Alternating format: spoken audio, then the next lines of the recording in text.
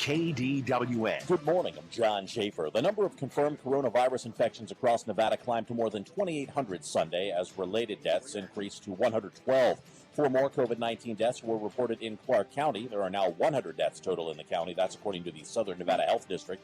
Clark County also currently has 2,324 positive cases. The Institute for Health Metrics and Evaluations model says the state has hit its peak for hospital resource use back on April 8th. The site's projection on overall state deaths has decreased by nearly half.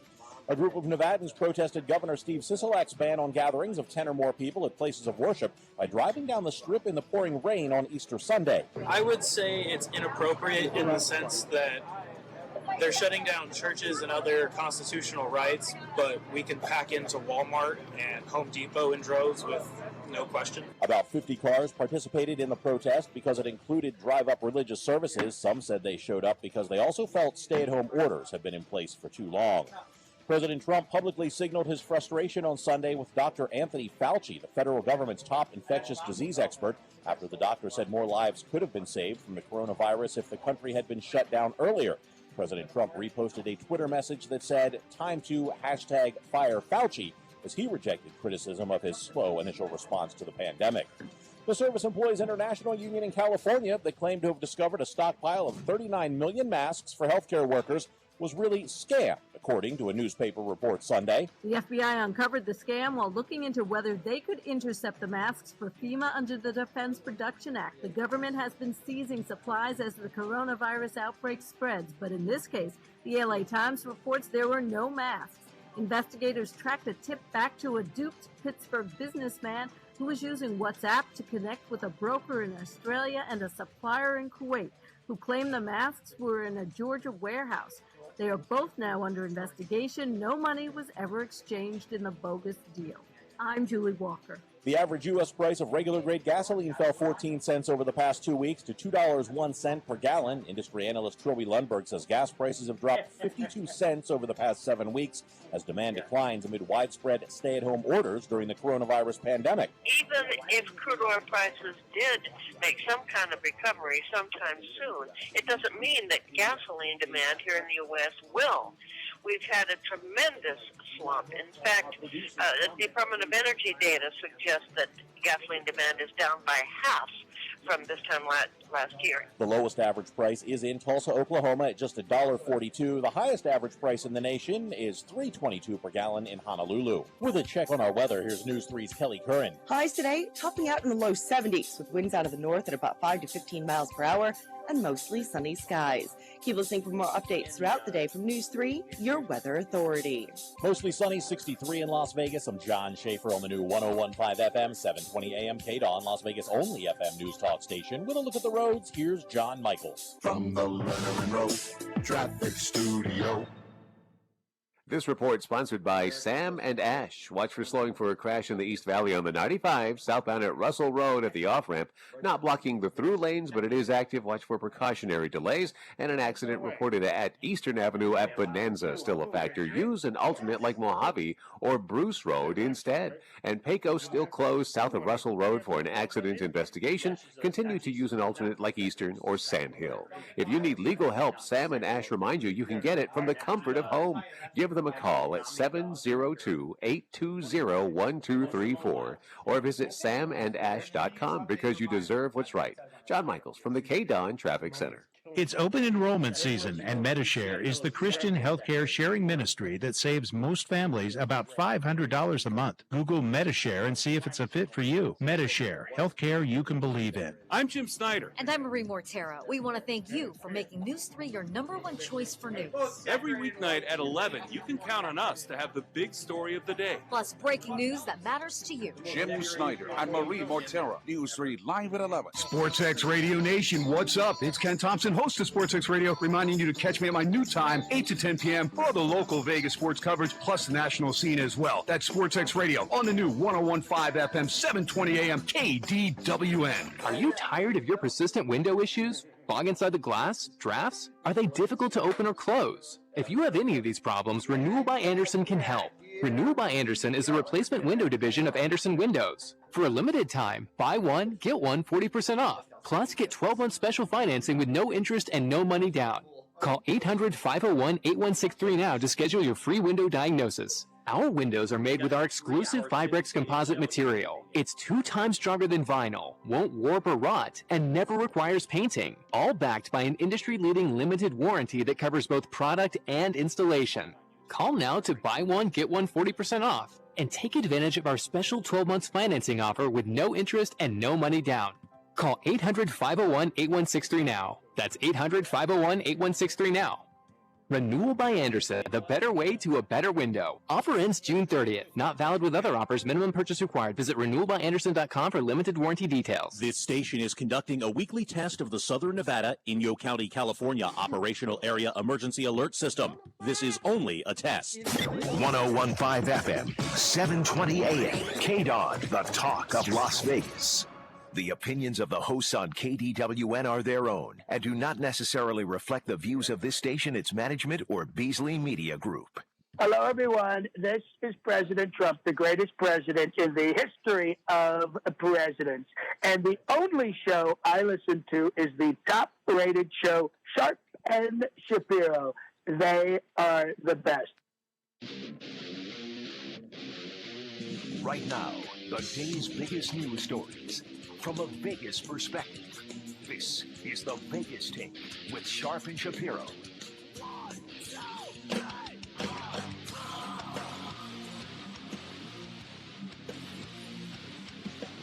All right, good morning, Las Vegas. It is the Vegas Take, Sharp and Shapiro on a Monday, a coronavirus Monday, and it's getting a little ridiculous now. I mean, we've been dealing with this for almost a month now, and people are going crazy. We'll get to that, but we do have a lot to get to, a lot to go over.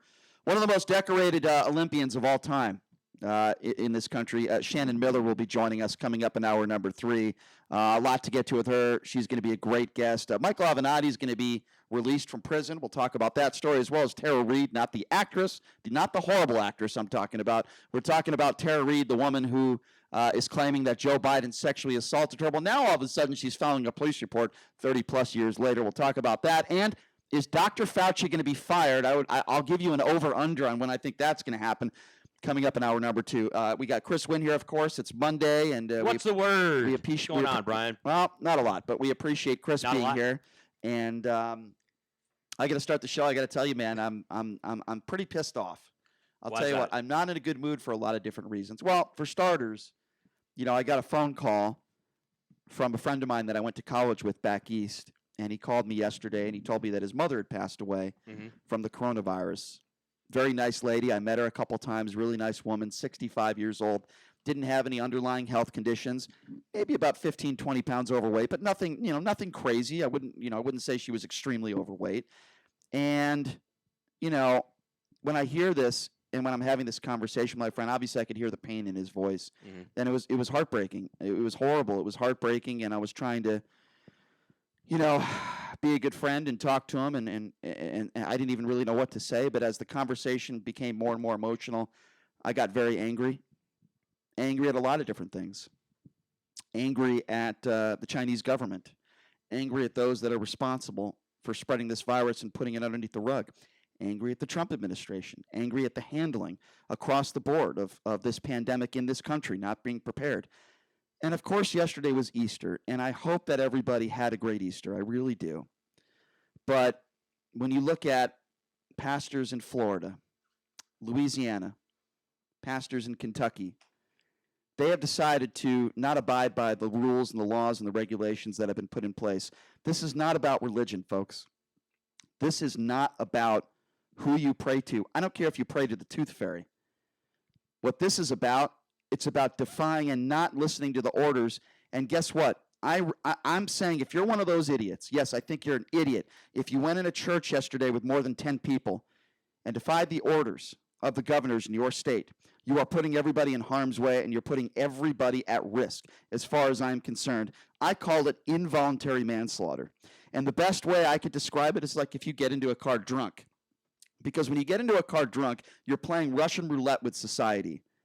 Now, your intention might not be to hurt, harm, or kill innocent people. But when you get into a car drunk, there is a good chance that that could happen. There is a chance that you could kill innocent people because of your reckless behavior. If you were one of those morons that decided to go into a church yesterday, defying the orders and the laws, and going into a church with a bunch of people, to me, that is reckless behavior, because all it takes is one person, and I say it again, one person to have the virus, and then it'll spread. And to me, it's just like, it's just like drunk driving. In my personal opinion, there is no difference. It happened in Florida, it happened in Louisiana, it happened in Kentucky, and it's disgusting. And, I post this on social media. I post it on social media, and then I have people that are saying to me, basically, well, it's the Constitution. We have the right. No, you don't. When the governor of your state tells you you can't do something and it is a law to protect people, it is not your right to go into a church and pray and put other people in harm's way. No, it's not. How dumb are you? How stupid of a human being are you where you think it's okay to do that? And what's your reasoning? To pray? That's your reasoning of putting people in harm's way? Let's just say there is a God out there. Do you think if the person that you're praying to would be okay with you putting others in harm's way? Why don't you think? And these idiots across the country, I'm so freaking tired of it. It gets me so angry. It gets me so angry. And, it doesn't end there. It doesn't end there at all. To me, it just gets worse and worse. And I want to read you something, because I think this is really important. And I'm not, in no way, shape, or form am I saying that all pastors across the country are bad people. No way, shape, or form. I think the pastors who held these in Florida, Louisiana, and Kentucky are horrible people. But I want to read off to you some of the richest pastors in America. And there's a reason why I'm going to do this. Start with Kenneth Copeland. He's worth $760 million. Pat Robertson is worth $100 million. Benny Hinn is worth $60 million. Joel Osteen, the fraud, is worth $40 million. This is the same guy who didn't open up his church during the hurricane. Do you remember this idiot? Creflo Dollar, $27 million. Rick Warren is worth $25 million. Franklin Graham, $25 million. T.D. Jakes, $18 million. Joyce Meyer, $8 million. That totals over $1 billion. And guess how much they've donated to the COVID assistance? Guess. Zero. Because they are all frauds. That's why they're all frauds. And so are these pastors in Florida and Louisiana and Kentucky. And I'm sick of it, because listen, people are stupid, right? You got a lot of dumb people across the country, but I don't mind that. Only when it affects me. And this could affect me, and it could affect you, because these nimrods that are going into these churches yesterday, putting themselves and others at risk. And it's not just about them. It could be spread to the community. And I don't know how my friend's mother contracted the virus. She didn't go to church. My understanding is she went to the supermarket a few times. I mean, you can get it from going to the supermarket. That's the truth. But when I hear about these wonderful people, these innocent people that are dying, and then how I hear the stupidity of those yesterday that were praying in churches in large gatherings, I get very, very angry. Make no mistake about it, it's involuntary manslaughter as far as I'm concerned. And I want to hear your thoughts. I want to get Chris's thoughts on that, JD's thoughts, and I will open up the phone lines. Am I wrong on this one? Do you think I shouldn't be angry when these idiots across the country are gathering in large groups in churches to pray, and they think it's their constitutional right, and they have the right to do it, and they want to put everybody in harm's way? It's selfish, and it's disgusting, and it's pure stupidity, and I'm tired of it. The number to call is 702-257-5396. Again, that number if you want to be a part of the conversation, 702-257-5396. Well, it's extremely evident, obviously, Brian, to you, it's become personal, right? And rightfully so, because now there's somebody that you actually know of, right, that has passed away from the coronavirus. But the fact of the matter is this: the horse has already been out of the barn on this, basically defying, whether it be a stay-at-home, whether it be self-quarantine. It's already happened around the country. It's been happening for weeks. Obviously, we know about it in places like the state of Florida, in places like Louisiana, in places like Georgia, where there's a number of governors that had waited till the last minute or past the last minute to make decisions regarding what we should be doing as far as guidelines and restrictions. And so while I understand you're being very upset about this, basically in the last, 24 to 48 hours, this is something that Americans have been dealing with basically for the past couple of weeks, where, it's not. We have been on the same page as a country, right? There have been other states that have been just doing whatever it is they feel they need to do, from whether it be from a standpoint of this pandemic or a standpoint of their economic needs, that they have made decisions, and we're going to see exactly how this all transpires in the next probably 7 to 14 days, because we're going to find out what parts of the country are not, in the same place as far as the coronavirus is concerned. Whether it's they're in a position where they can maybe start thinking about opening up aspects of society or not. It's a fair question, but look, I understand your passion, but there's a lot of other Americans that are in the same boat that you are right now. There's no question. I just think it's completely inexcusable. What do you guys think out there? 702-257-5396 is the number to call. Again, 257-5396. Let's start with Mike. Mike, you're first up on the Vegas take. What's up, Mike? Yeah, to me, man, the only person that I've heard on your show that makes sense is JD and Mr. X. Because when you go into these rants, these diatribes about somebody's putting your life at risk because they want to praise the Lord, because they believe in something that's so important to them, is their faith. That has nothing to do with it. You can praise the Lord without putting people at risk, though. Can't you? It does have something to do with it. Can I talk? Can I finish? Well, no. Can I toss something at you? Can you not praise the Lord without putting people at risk? There's a public health risk out there. That's your opinion. No, it's not. I'm his asking opinion. you a question. You can answer yes or no without being interrupted. I'm a garbage man. Yeah. Okay. I collect garbage. I don't care what you do for a living. That's completely academic to this conversation.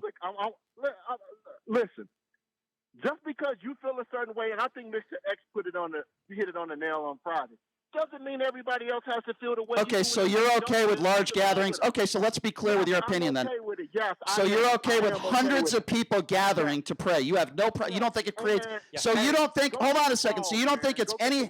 You don't think it's any health risk at all. Is that your opinion, sir? I don't think so. Okay, well then you're a moron. Then you're an idiot because every doctor disagrees with you. You're a moron. Yes, you're a moron. I'm a moron. Yes, you are. Goodbye. Yeah, I'm not gonna. Mike. And I don't think you're a moron necessarily. Really? That being said, if you do have gatherings like that with people not in their cars, praising the Lord, etc., in specific parts of the country, like in New Jersey, like in New York, like in Connecticut, like in Louisiana, where the positive testing rate is higher than 20% or 15%, there's a much higher chance of you actually spreading that virus, or someone that you're with in the gathering actually having the virus and it's spreading. Now, in a place like Idaho or Nebraska or Iowa or Kansas or even Nevada, for that matter, where the rate is lower than 10%, your chance is much smaller. So I think it really depends on where, like, for example, this was happening in Louisiana, and that's the wrong place. Florida, you've got a positive test rate of under 10%, so the chance of it spreading there are lower than a different place. So because the chance is lower, you're okay with hundreds of people in Nevada gathering? No, I'm not saying I'm okay with it so at all. So what is your point then? I think that the drive-up service makes sense. That's not what I'm talking about. I think shutting that down doesn't make any sense. Well, a lot of states we're talking about shutting that down, but I don't agree that you should be gathering 50 to 100 people in an enclosed space. And that's what I'm talking about. With an airborne virus. The caller was implying. But again, that's all variable based on where in the country it's happening. But JD, the caller was implying that in order to praise the Lord, that you need to put the public health at risk by having large gatherings of 10 people or more, which has basically been the standard, right? There are millions of people all over this country, all over the world, for that matter, that were engaging on Zoom, that were doing basically, social media type gatherings as far as being able to worship, and to practice the religion, whatever religion it is that you practice. People did it yesterday all over the world. So the notion that this guy put forth that, oh, you know what, people should be able to gather. You're denying us our freedom of religion because people aren't able to publicly gather is completely absurd, it's Brian. Completely ridiculous. Let's get back and that's the point that he was trying to make. Yeah, completely absurd, and that's why I called him a moron. Anybody who is okay with hundreds of people gathering anywhere in the country right now, you're basically saying that the country is okay to open up. That's basically what you're saying. That's 100% what you're saying. And there's a reason why the country is not open right now. So why don't you listen to the president, since you are a Trump supporter, because he's not okay with it. 702-257-5396. Let's go to Ernie. Ernie, you're next on the Vegas Take. Hey, good morning. A couple of things. Number one, the grandmother of your friend who passed away went to the grocery store a few times. Anybody that was at those church services probably bought groceries at a grocery store. Some member of their family. That's very possible. Which means that is where if there's an infection being spread, it's going to be spread there. That's very possible. And I'll agree with that, Ernie.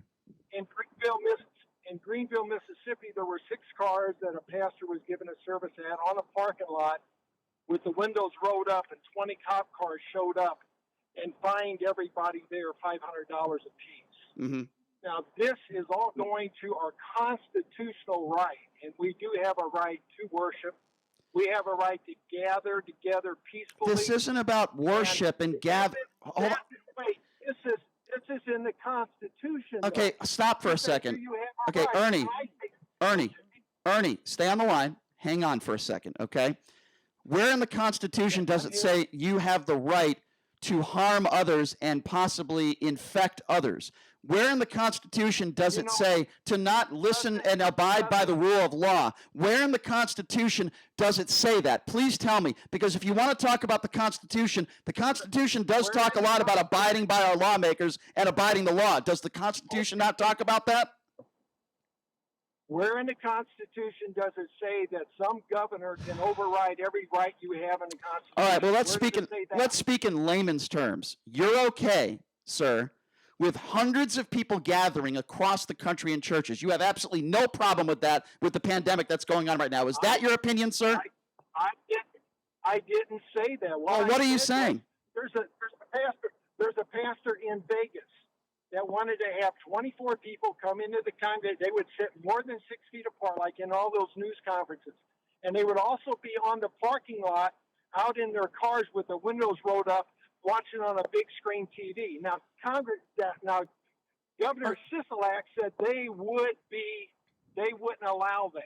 Now, you tell me why that should not be allowed. No, okay, let me answer your question. I think that should be allowed. If you're able to adhere to social distancing guidelines, then that should be fine. But hey, caller, let's be intellectually honest here, okay? We're not talking about those situations. We're talking about people that are piling in 50 or 100 people into pews, which they were over yesterday.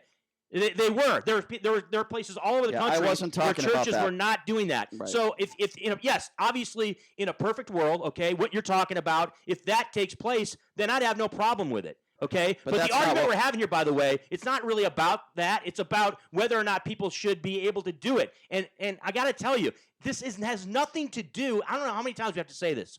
This has nothing to do with denying you freedom of religion or freedom to worship. This is a public health situation that is special. You can still, it's not like the government is saying, no, you can't pray. No, you can't practice your religion. That's not what we're doing here. It is a public health crisis, and people are making decisions based on that, not on trying to deny you your religion or being able to follow your religion. All right, let's take some more phone calls, 257-5396. Let's go to Van. Van, you're next on the Vegas Take. What's up, Van? Yeah, good morning, gentlemen. To paraphrase, I believe it was comedian Lenny Bruce, if Christ came down and found out what was going on in his name, he'd be pissed. Yeah, I agree.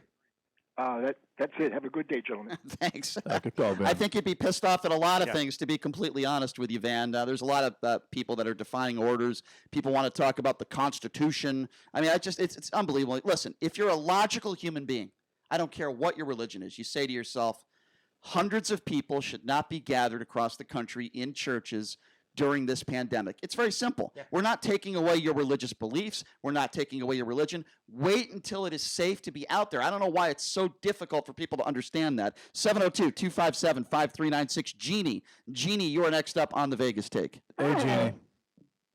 Thank you for taking my call. Sure.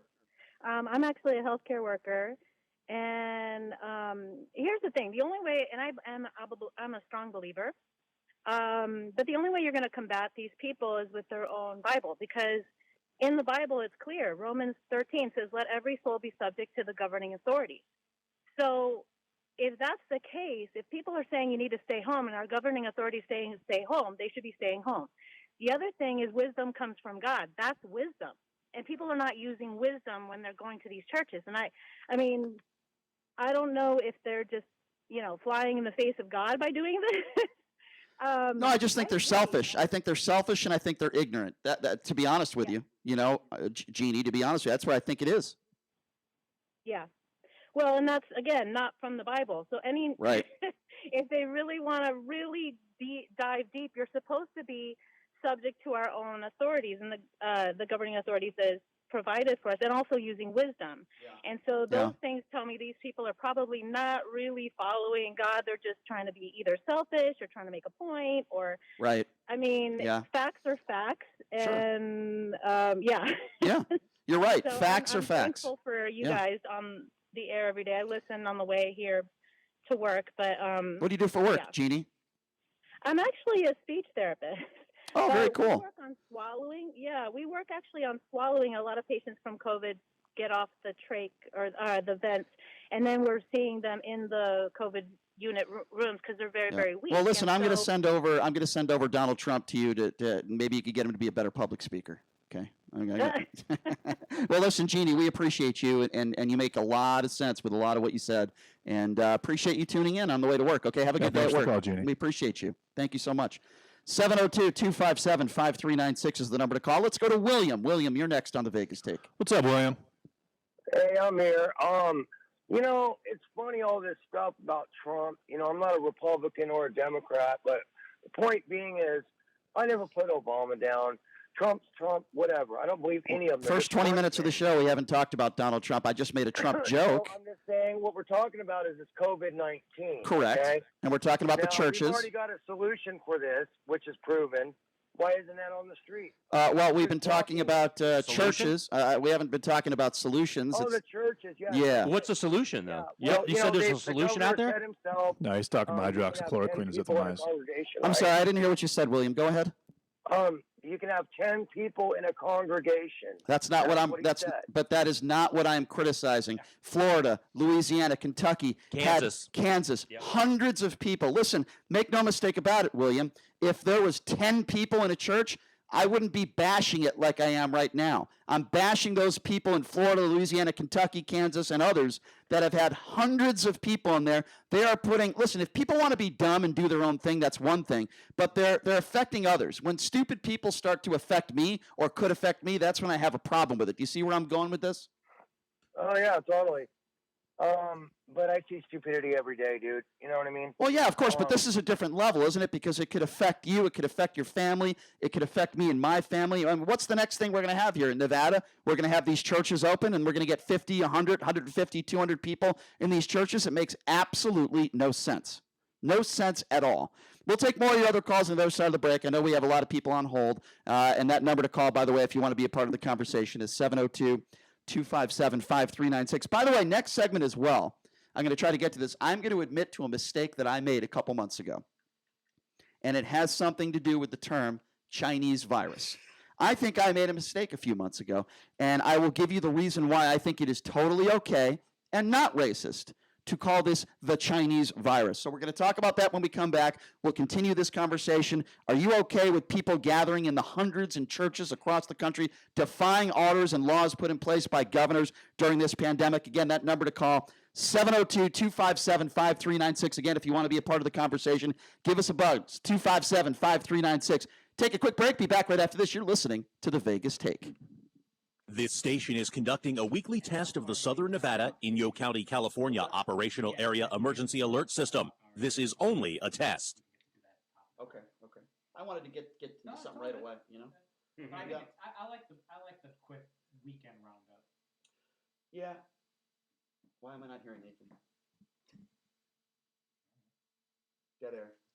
Did you ever look at the stains in your coffee cup and then realize that's exactly what happens to your teeth? Power Swabs is the 5-minute solution to get your teeth white without visiting the dentist. This is John Greenhut, the CEO of Power Swabs. And if your teeth are stained from coffee, tea, or smoking, all it takes is 5 minutes with Power Swabs. In 5 minutes, you'll see an average of 2 shades whiter teeth, and in 7 days, 6 shades. It's clinically proven to whiten natural teeth as well as caps and veneers. The secret is a tooth detergent that was developed by Dr. Dr. Martin Ginniker that lifts stains off of your teeth. Best of all, there's no messy strips or trays that you have to leave in your mouth for an hour. Just swab your teeth for 5 minutes and you're done. To try Paraswabs risk-free, call 1-800-679-0969. That's 1-800-679-0969. I guarantee your bright white smile will have your friends talking about how great you look. Try it risk-free today. 1-800-679-0969. That's 1-800-679-0969. New York Governor Andrew Cuomo, still nearly 700 people died in New York in the last day.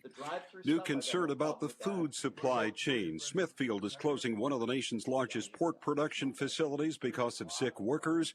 Correspondent Diane Gallagher reports several plants are now closed. In Greeley, Colorado, the JBS meat processing and packaging plant there, it's shut down for cleaning after the union says at least 50 of its workers tested positive that they have the virus. Farmers have been dumping fresh milk and produce because they're unable to get their products into stores. Dozens of grocery workers have died of the virus.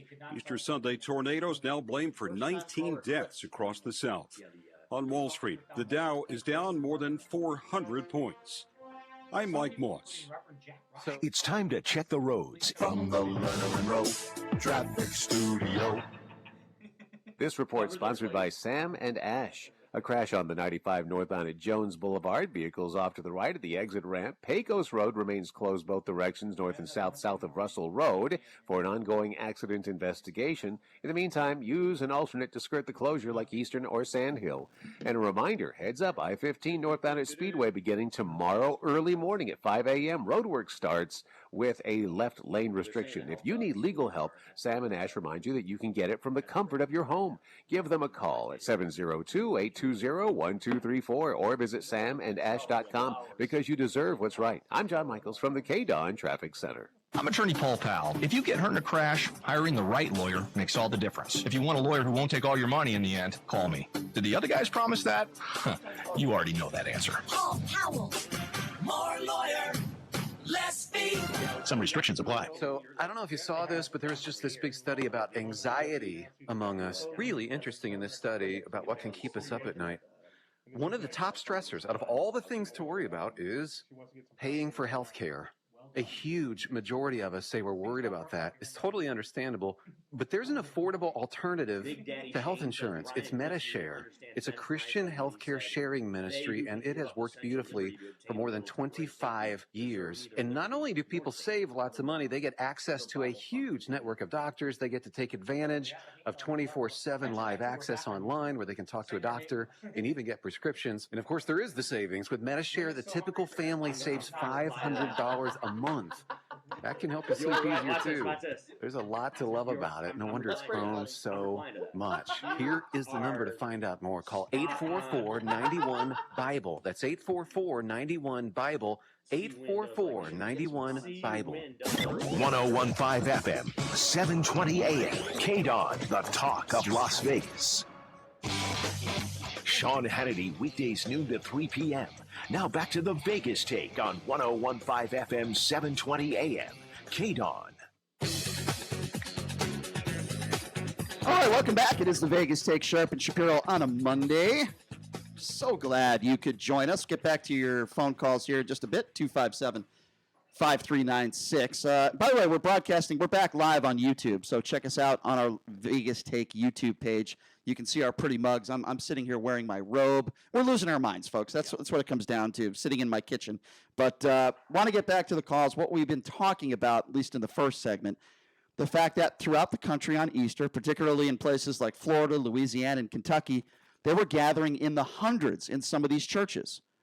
It defies logic, and it defies everything that the experts are telling us not to do. That is, we need to practice social distancing. All it takes is one person in that church that can spread the virus, and then it multiplies, and then it goes on from there. Keep in mind, this started with one infected person in this country. How about all the good people in Nevada? How about all the good people throughout the country that are abiding by the laws and are practicing social distancing? To me, that is a huge reason why these numbers keep going down, because people are abiding and they're doing what they were told to do. So we're taking your phone calls on this at 702-257-5396. Again, that number if you want to be a part of the conversation, 257-5396. Are you totally okay with these people gathering in churches in the hundreds? You see no problem? That's not a health hazard to you? Or do you agree with me and pretty much everybody on the show that, no, it's inappropriate and it's beyond irresponsible and it just shouldn't happen? Well, again, it really depends on where in the country you are at as far as the chances of the virus spreading. And I don't think that this started with one person in the United States. I think that this virus has been here for quite some time. There's a recent study that came out of California, a couple of herd immunity studies out there, antibody tests basically that are indicating this virus has been spreading on the West Coast since December. I don't think that there was one particular person that spread this virus to a lot of different people. I think that over the course of the last 3 or 4 months, this virus has been here in various parts of the country.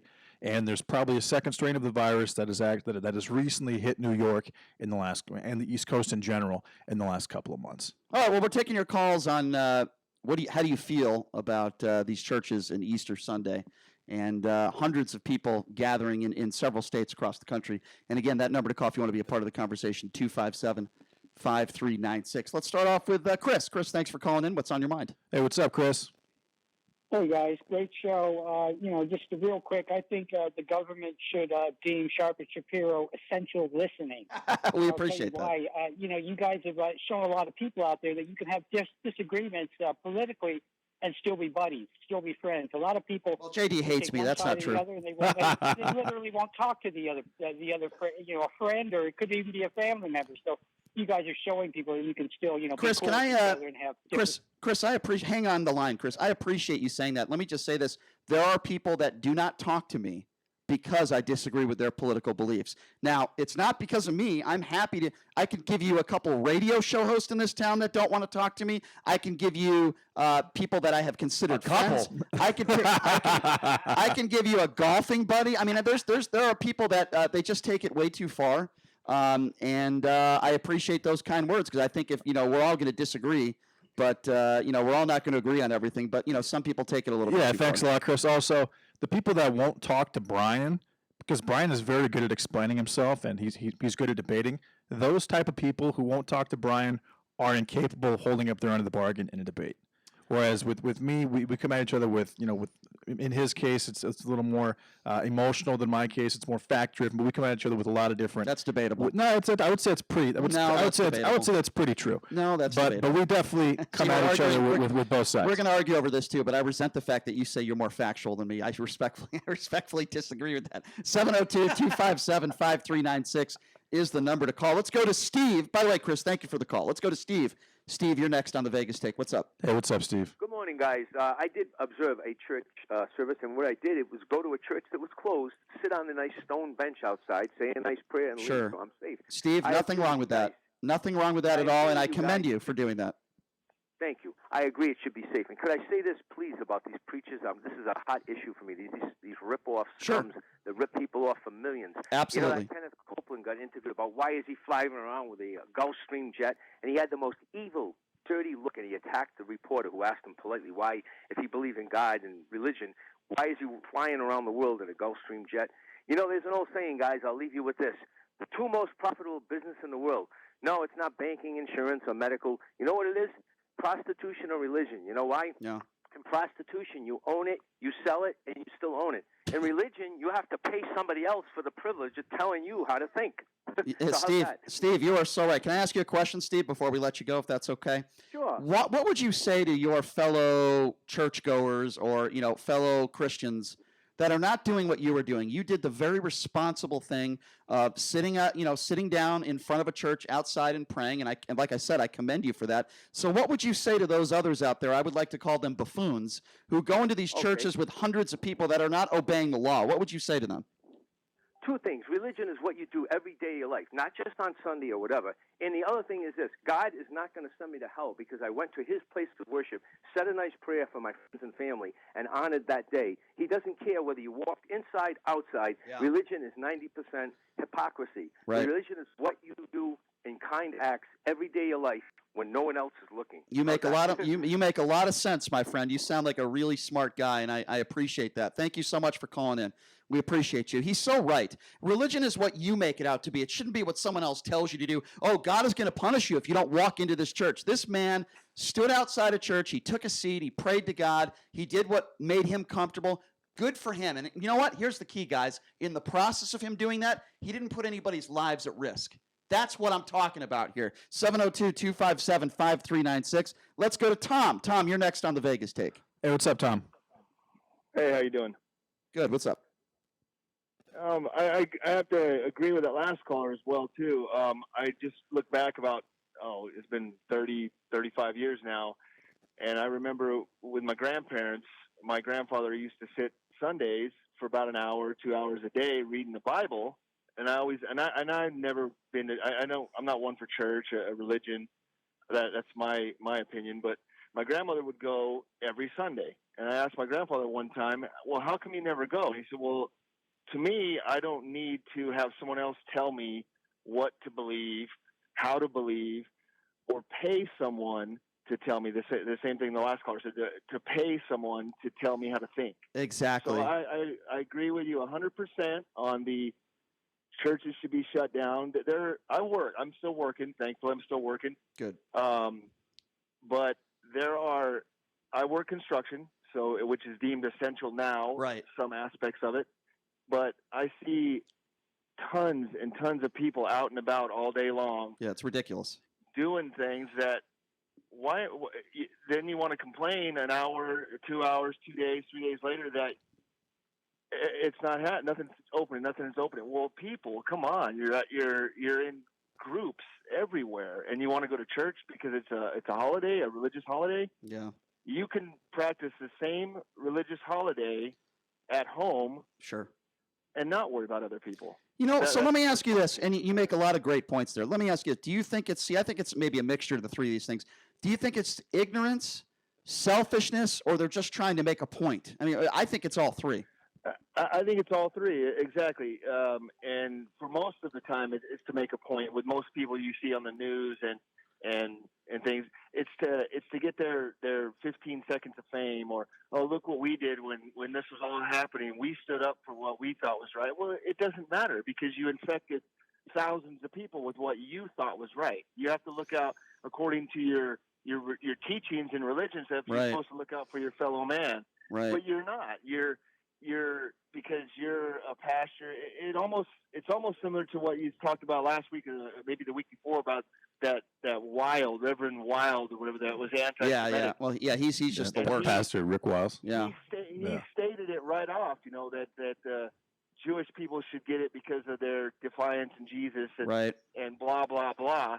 Well, in a sense, and I'm not saying this as a mean or derogatory thing, but the Christian, which is the Easter religion, the Christian religion, they're not saying it, but it's almost like the same concept. It's like, we're going to go out and celebrate our God, and that yet the other people that aren't going, or that don't believe in a God or gods or whatever, they have to take the brunt of it, saying, well, all you people are going. You're exactly right.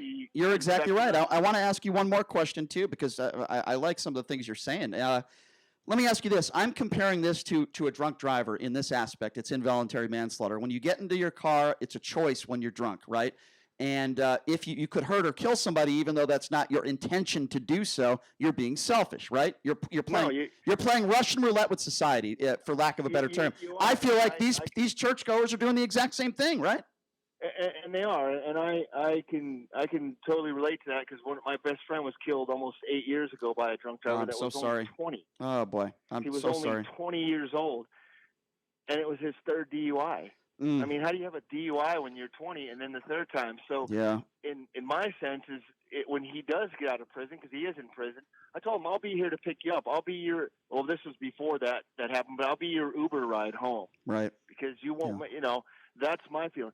So you chose to get into that car, right, drunk.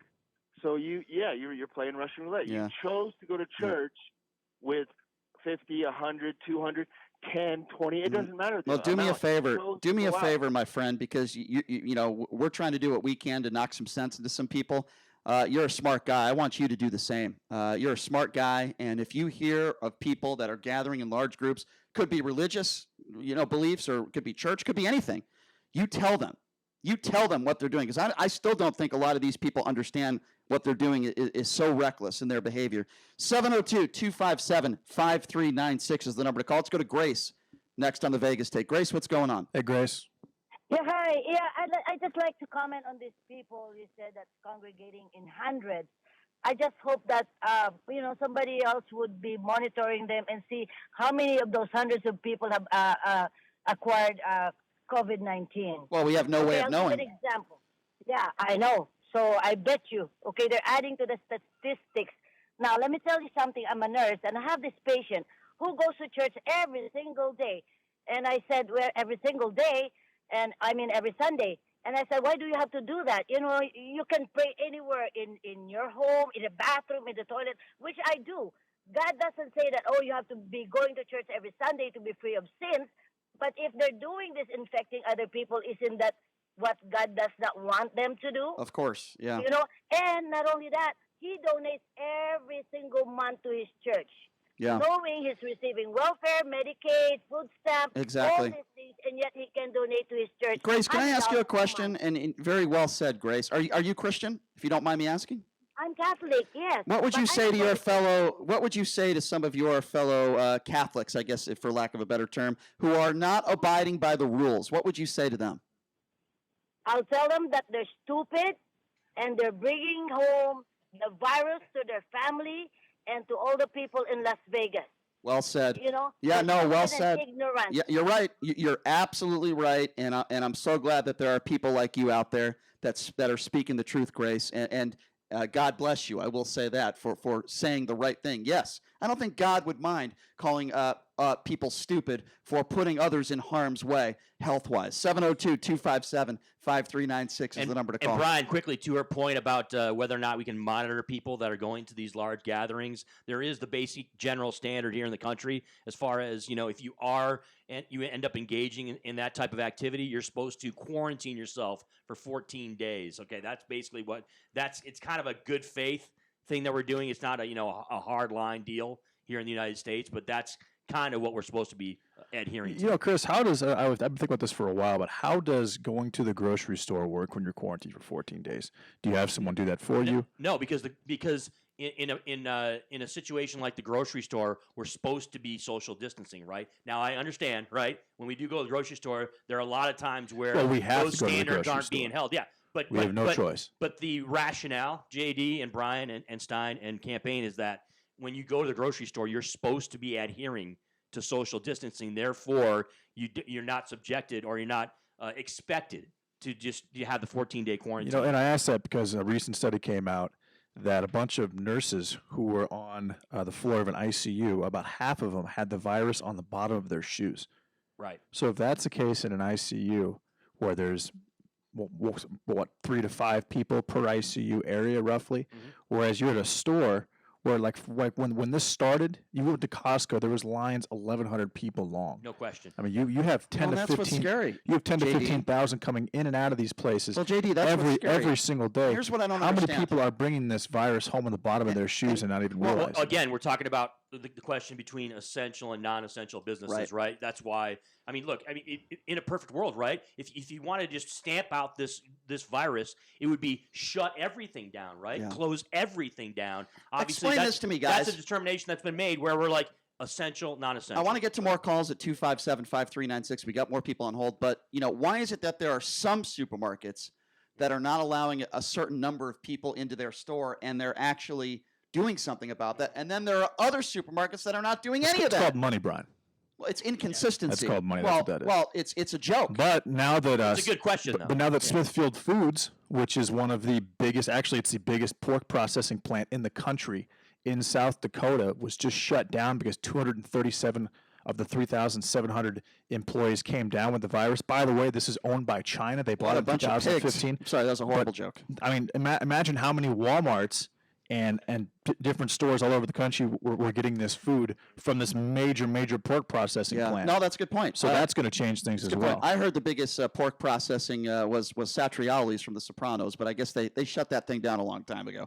But no, that's a good point. Let's get to some more phone calls. 702-257-5396. Jim, you're next. What's going on? Hey, what's up, Jim? Yeah, good morning. Good conversation. I want to pick up on that thing about the COVID virus on the bottom of the shoes. On your website this morning, there's a big article that the virus can actually spread for a little bit more than 13 feet. Yep. So you start thinking about that in terms of how Vegas makes its money, which is out of casinos. Now, before we had the shutdown, I go to a couple of the local casinos here in Henderson, and what they were doing is they would have, they're like 3 machines in a bank, and they shut it down so that only one player could play in each bank. Right. But when it reopens again, you're not going to be able to do that. You look at the stadium that's going up, the hockey rinks. This isn't going to work. I mean, until we get testing of everybody, and you're guaranteed that you're going to be going safe, these businesses are not going to be viable anymore. Yeah, I agree. Yeah, it's as simple as that. Yeah, I agree. You're right. I really would like to see. I would really like to see you guys direct your conversation away from how many angels can dance on the head of the pins religion to the practical economics of what's going on here. Well, I'd like to see you do some remotes. I'd like to see you do some remotes at some of these places where they're doing food giveaways. I'd like you to do some interviews with people who have relatives in prisons, in the local jails, and find out how they're doing.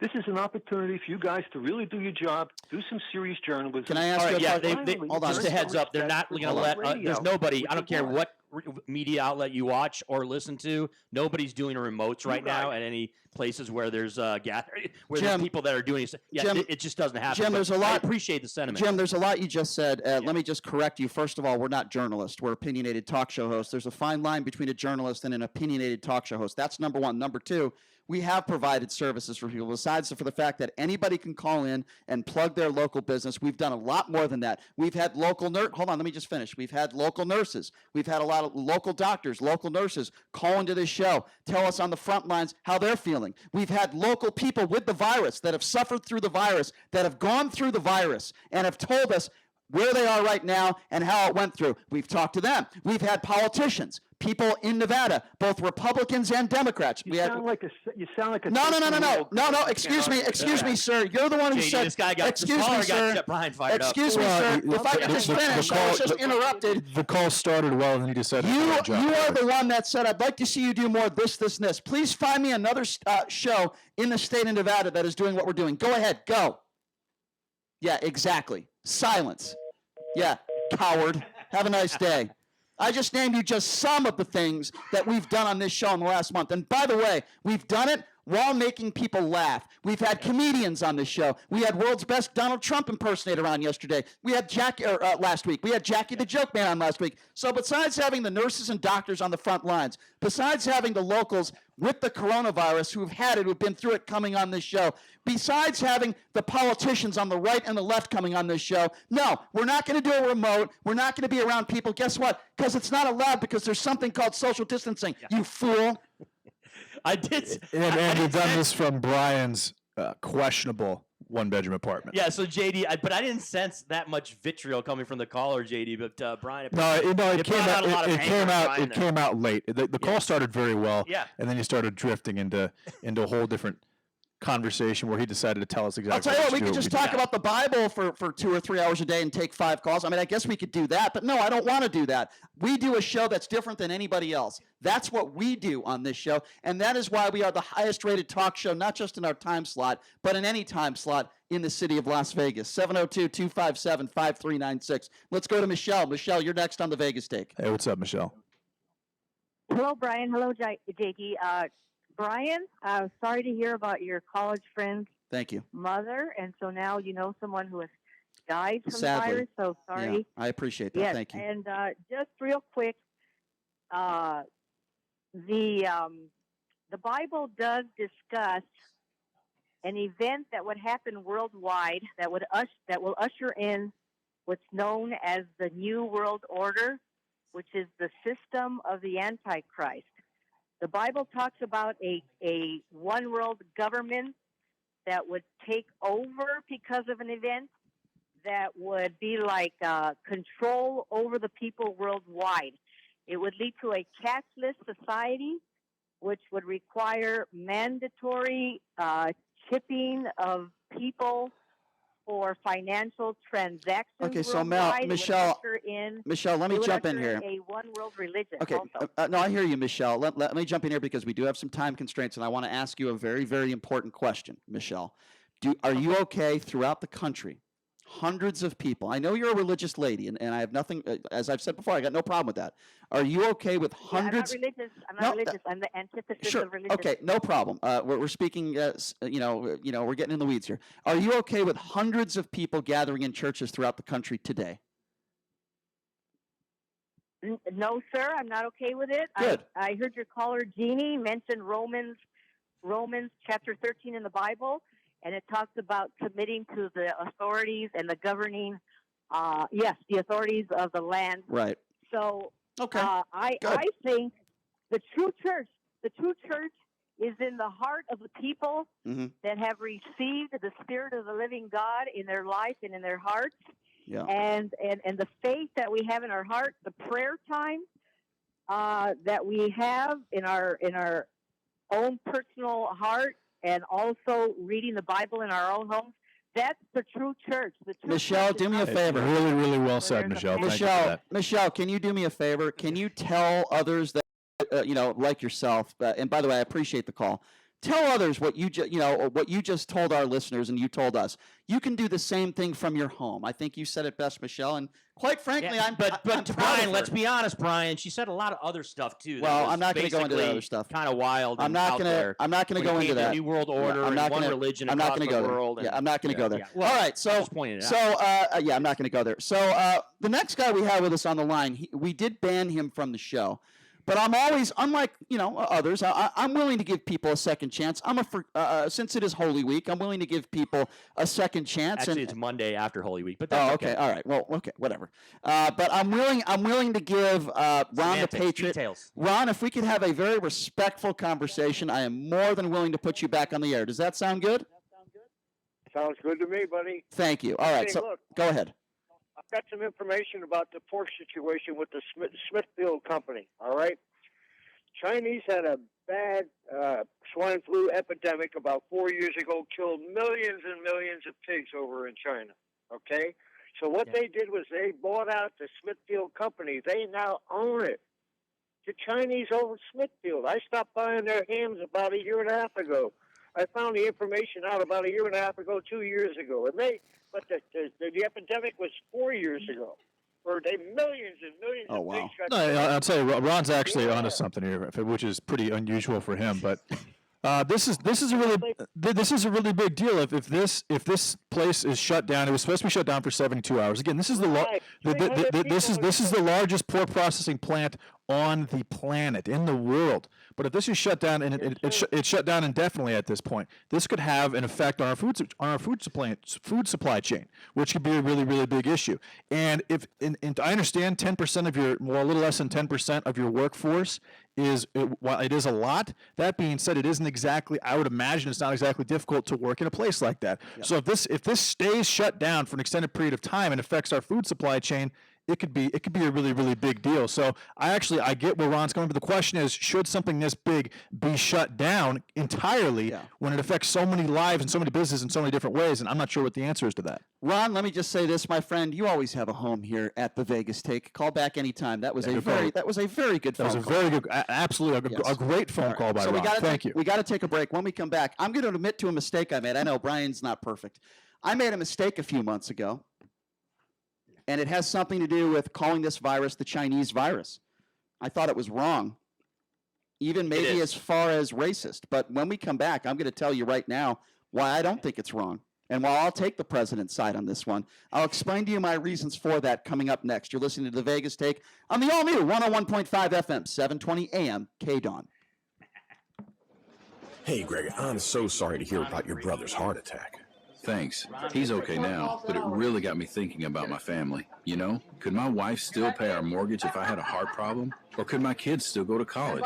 Well, that is really scary. Yeah, you should call my life insurance agent at Health IQ. When I got life insurance for my family last year, they saved me 41% versus any other company I looked at. 41%? That's huge.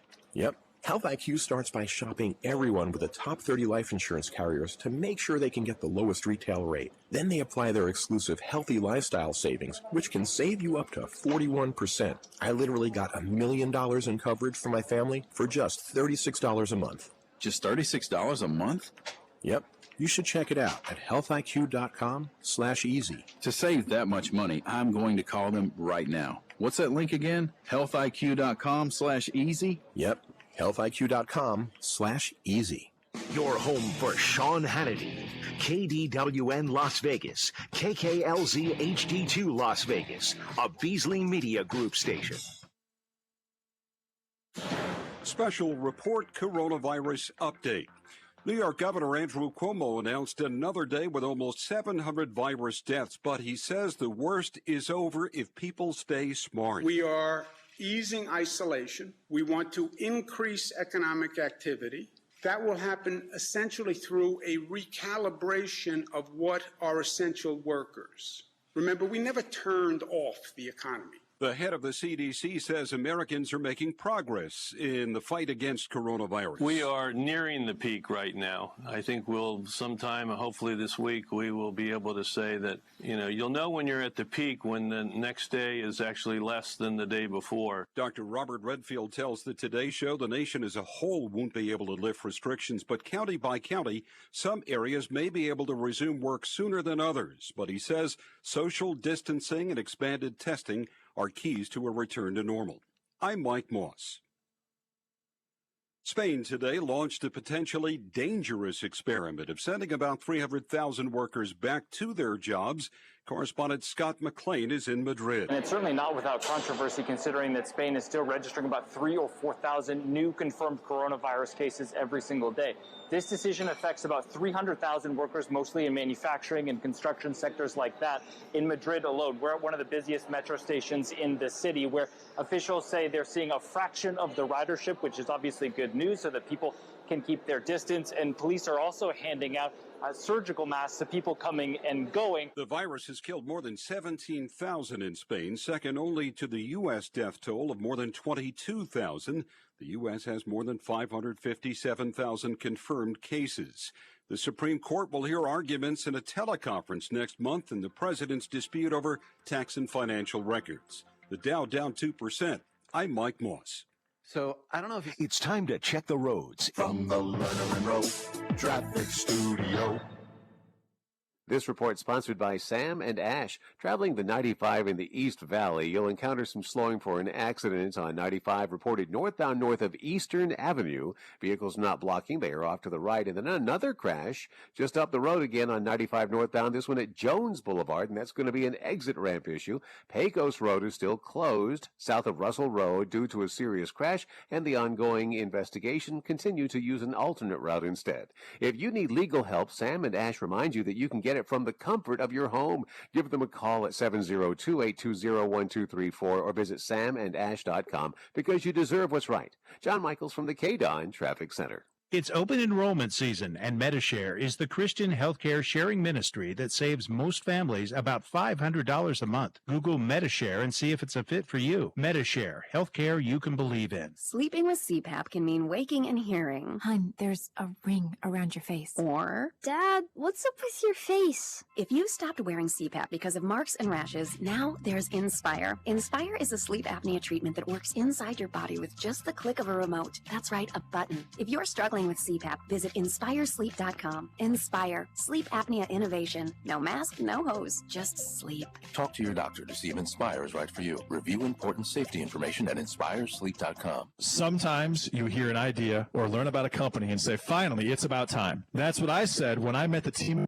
With Homey, you get a local real estate expert and everything you expect with a traditional agent. Everything except those high fees and commissions. Homey sellers save $10,000 on average. Finally, you can buy and sell confidently and save thousands in good times and bad. Check out Homey.com or just text JD to 88588 to receive $250 off your listing fee. Homey's got your back. Are you over 50? Would you like to get up to 33% more income in retirement? Then call now for this free book, Annuity Do's and Don'ts for Baby Boomers, from a leading financial firm on maximizing your income in retirement. That's right, free. This free book reveals little-known truths about annuities in simple-to-understand terms that will help you make the right choices before buying an annuity.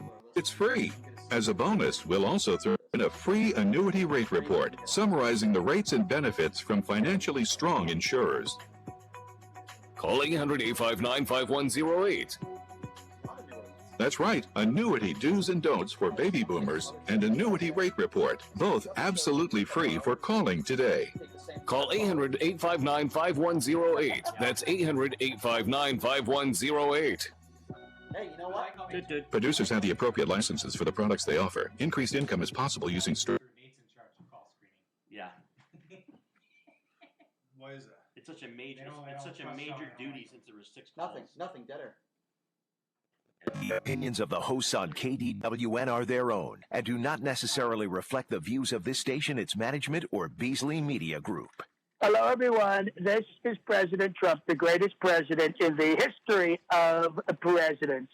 And the only show I listen to is the top-rated show, Sharp and Shapiro. They are the best. Right now, the day's biggest news stories from a Vegas perspective. This is the Vegas Take with Sharp and Shapiro.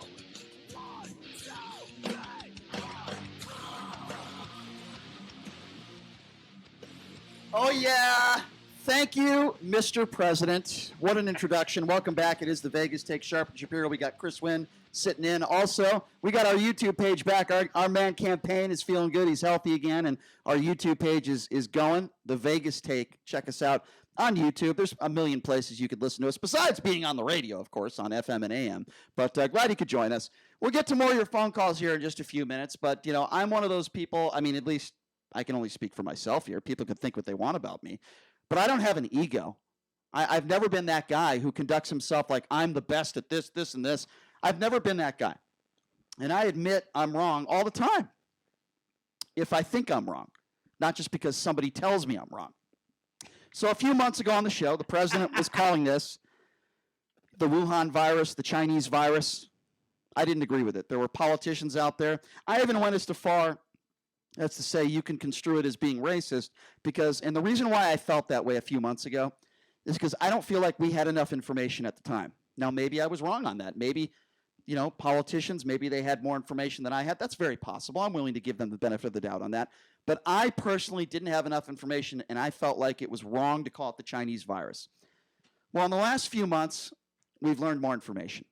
In the last few months, those experts, many of them are saying not only did it originate in China, but we believe it could have originated in a biolab.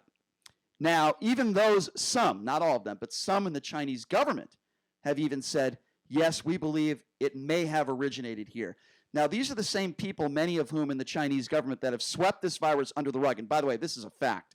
They kept this from us. They kept the information from us. And now we're learning that China has implemented new restrictions on academic research into the coronavirus origins, which, what does that tell you, folks? If you're an attorney or if you have any logic at all. That is basically an admission of guilt, Brian. Why would the Chinese government say, no, you cannot research into the origins of this virus? You know why?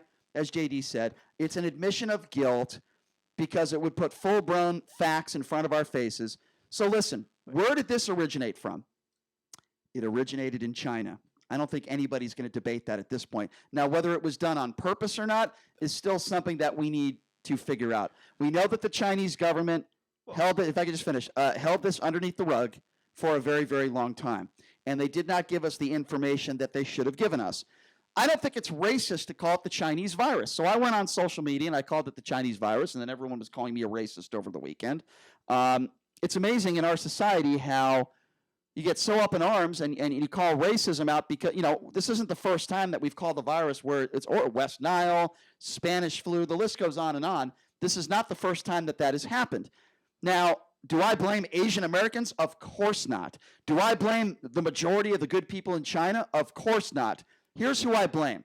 I blame those who may or may not have spread this virus on purpose out of China, and I blame those in the Chinese government, some of those despicable people in the Chinese government that hid the facts of this virus from this country and throughout the world. They have blood on their hands. Therefore, it is the Chinese virus. Now, if the excuse is there's going to be people out there that are going to see that as racist and they're going to have all these hatred towards Asian Americans, well, then those people are dopes and they're racist and they're dopes. All right. Let me, because I completely and utterly disagree with you on this point. You're asking the question as far as whether or not it's racist. Do I think it's racist to use the term? Probably not. It's not racist to use the term. But you have to ask the question, okay, A, what is the benefit of calling it that? Okay. Can I answer that? What's the benefit? Everybody in this country and throughout the world needs to know where this virus came from. They know already. We already know. Some don't. What are you talking about? There's two other ways you can describe it. You can call it COVID-19 or you could call it the coronavirus. You don't have to call it the Chinese virus. The reason why I have a problem with it is not because I think it's racist. It's because I think that it leads to people unexplicably being subjected to either verbal or physical attacks when they shouldn't be, because you're calling it the Chinese virus. Can I respond to that? Can I respond to yes, that? you can respond to that. Let me just quickly respond to that, and then JD, you take the floor. As far as those people, if there are people in this country, there are. Let me finish. But there are. Okay, let me finish. I'm going to assume that there are, but you have. Okay, but that's not a question. Let me finish my statement. Okay. I'm going to assume that there are people in this country where if they hear the term Chinese virus, they might attack innocent Asian Americans. And to those people that I'm talking to you right now, yes, they are hateful, ignorant people, and those are the type of people that have a screw loose. Okay. And if not against an Asian American, they're probably going to commit assault against somebody else. And I'll tell you I'm this. not going to watch what I say because of some of the lunatics in this country that might commit an assault if they hear Chinese virus. That's absurd. And that number is not watch what you say. That number's okay, probably, you have an option. Okay, you guys, you have an option. You can call it COVID-19 or you can call it coronavirus. Let JD respond. Those, if you call it by that, right? It'll mean that way Asian people, and by the way, not just Asian Americans, Asians all over the world. Hang on, Chris. Let Chris. me finish my point. Okay, there's two other ways you can describe it, and then the way that you guys say, oh, it's okay to say that. Okay, it subjects people to negative connotations. You're laughing, Brian, but you're just wrong on this. You're just wrong. I'm laughing because you won't let JD talk. No, that's why I'm laughing. Well, I'm just trying. I've already forgotten my point. Though, I've already forgotten mine. Can I make my point? That's right, and you're wrong on this. No, you're absolutely wrong on this. You're not. I don't understand. And don't blow a gasket. You say you want it. I should be able to. I shouldn't have my words, constricted because people and your only reason your only reason you pointed out is because we need to educate people that it came from China. That's not the only reason. That's not the only reason. That's what you said. That's one of the reasons. I asked you what. That's not the only okay, reason. So that's the only. Here's the other reason. No, that's the only Here's benefit the other you reason. pointed out. That's using That's Chinese one. virus. That's your only benefit. Here's another. What's the other benefit? Okay. What's the other benefit? Okay. I'll answer your question. Here's something else that I think is very important. No. What's the benefit of using that phrase? You're acting like JD now. You're not letting me answer your question. What is the benefit? I don't do that, Brian. Not as bad as Chris. I agree. Okay, so you're telling me it's a benefit now? No, I'm telling you that we need to hold the people responsible. We're going to. Oh, this is all really? said What's the and done, guarantee of that? What's the guarantee of that? It's called the Chinese government. So it gets you this angry that you call it the Chinese virus. That's it's absurd. Getting me angry that your rationale go ahead, makes JD. no sense. Go ahead, That's JD. why it makes me angry. JD, go ahead. Your rationale makes no sense. The only part of this that I agree with Chris on is that the actual name is not the Chinese virus. The Wuhan virus. It is it's COVID-19. And so that is a technical name. It is a coronavirus. It's a zoonotonic virus that's transferred, most likely, as far as we know, from a bat to a pangolin to a person. Now, as far as the number of people that are being attacked verbally on the internet right now, on the internet, Chris. On the internet, Chris, right now, you have more people online digesting content and going on just doing whatever because they're sitting at home than you ever have in history, in American history. As far as physical confrontation, has that happened to 3 or 4 people? Chris, there's been 23. 3 or 4 in the world? I'm saying in America right now. 5? Chris, you've got 23,000 deaths. The numbers aren't even remotely close. It's about one person is too many. If you're using the China, let me put it this way: Okay, if you're using Well, the word, and guess what? One person is too many that have died for example, due to a virus that may or may not have been. And I'm starting to wonder. I really am, based on the fact that we already thought this virus was created not in the lab. We thought it was just kind of an organic thing in a wet market, from a bat to a pangolin to a person. But the fact that we can't look into this now, let me add something to that. That alone makes no, not at all. No. That alone makes. About using the Chinese virus, calling it the Chinese virus, and people being subjected Chris, to. the only person getting off the beaten path is you at this point, my friend. I'm talking yes, about you absolutely are. You're going off on. I agree with you. I said it is called the COVID-19. It's not called the Chinese virus.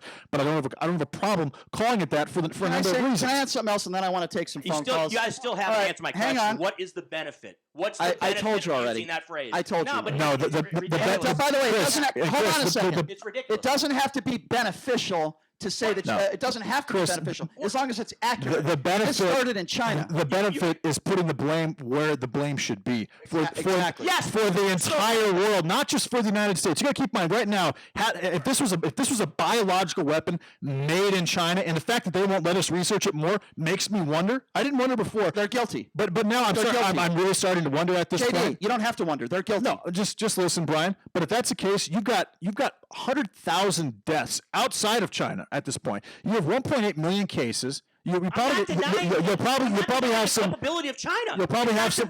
China's government of so what are you arguing? I'm arguing that there are other ways you can describe the virus, and that everybody in the world knows right at this point where it came from. You can use Wuhan virus if you want to, because that's a place. Okay, you could use a country if it came from a country. Chris, right? Wuhan is a country.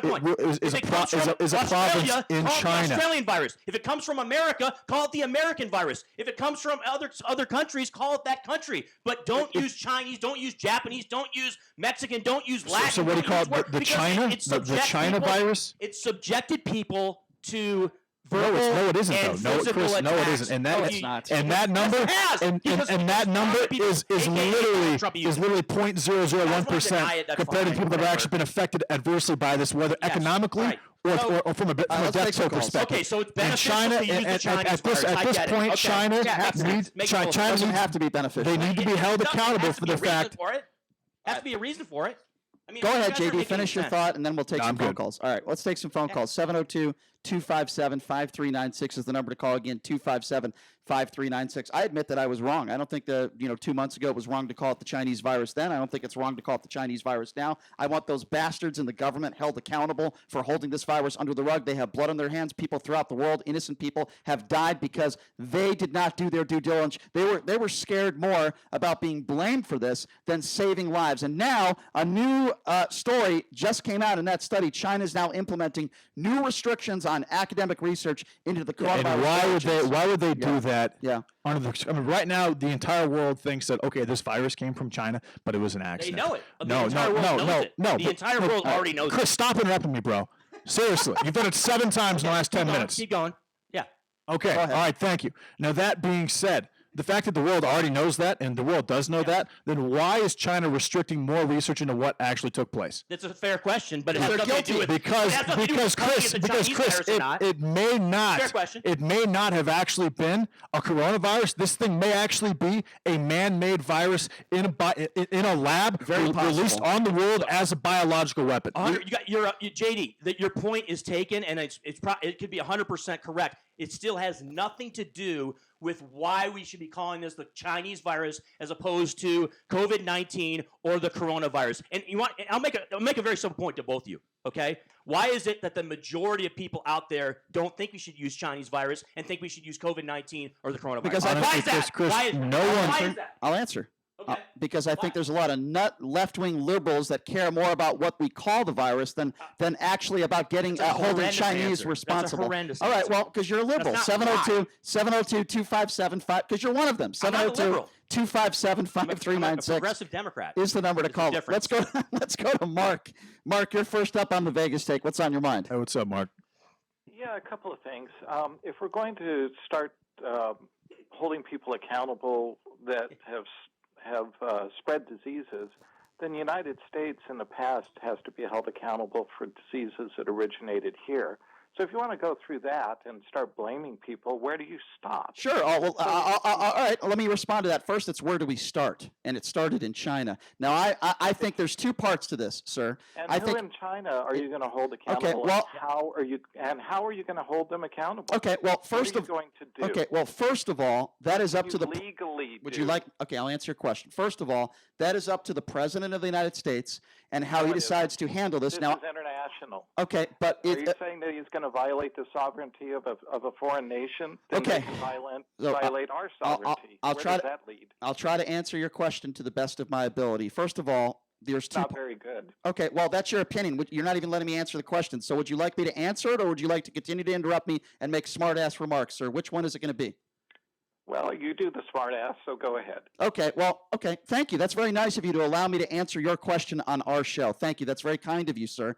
There's two aspects to this. Speaking of Number smart. one, okay, get rid of this guy because he won't shut up. Goodbye, buddy. You're going to be a smart ass on this show. Goodbye. But I'm still going to answer your stupid question, okay? There's two aspects to this. Number one, where did this originate? Okay, where did the virus start? We know where it started. And then the response, and I'm talking about the United States.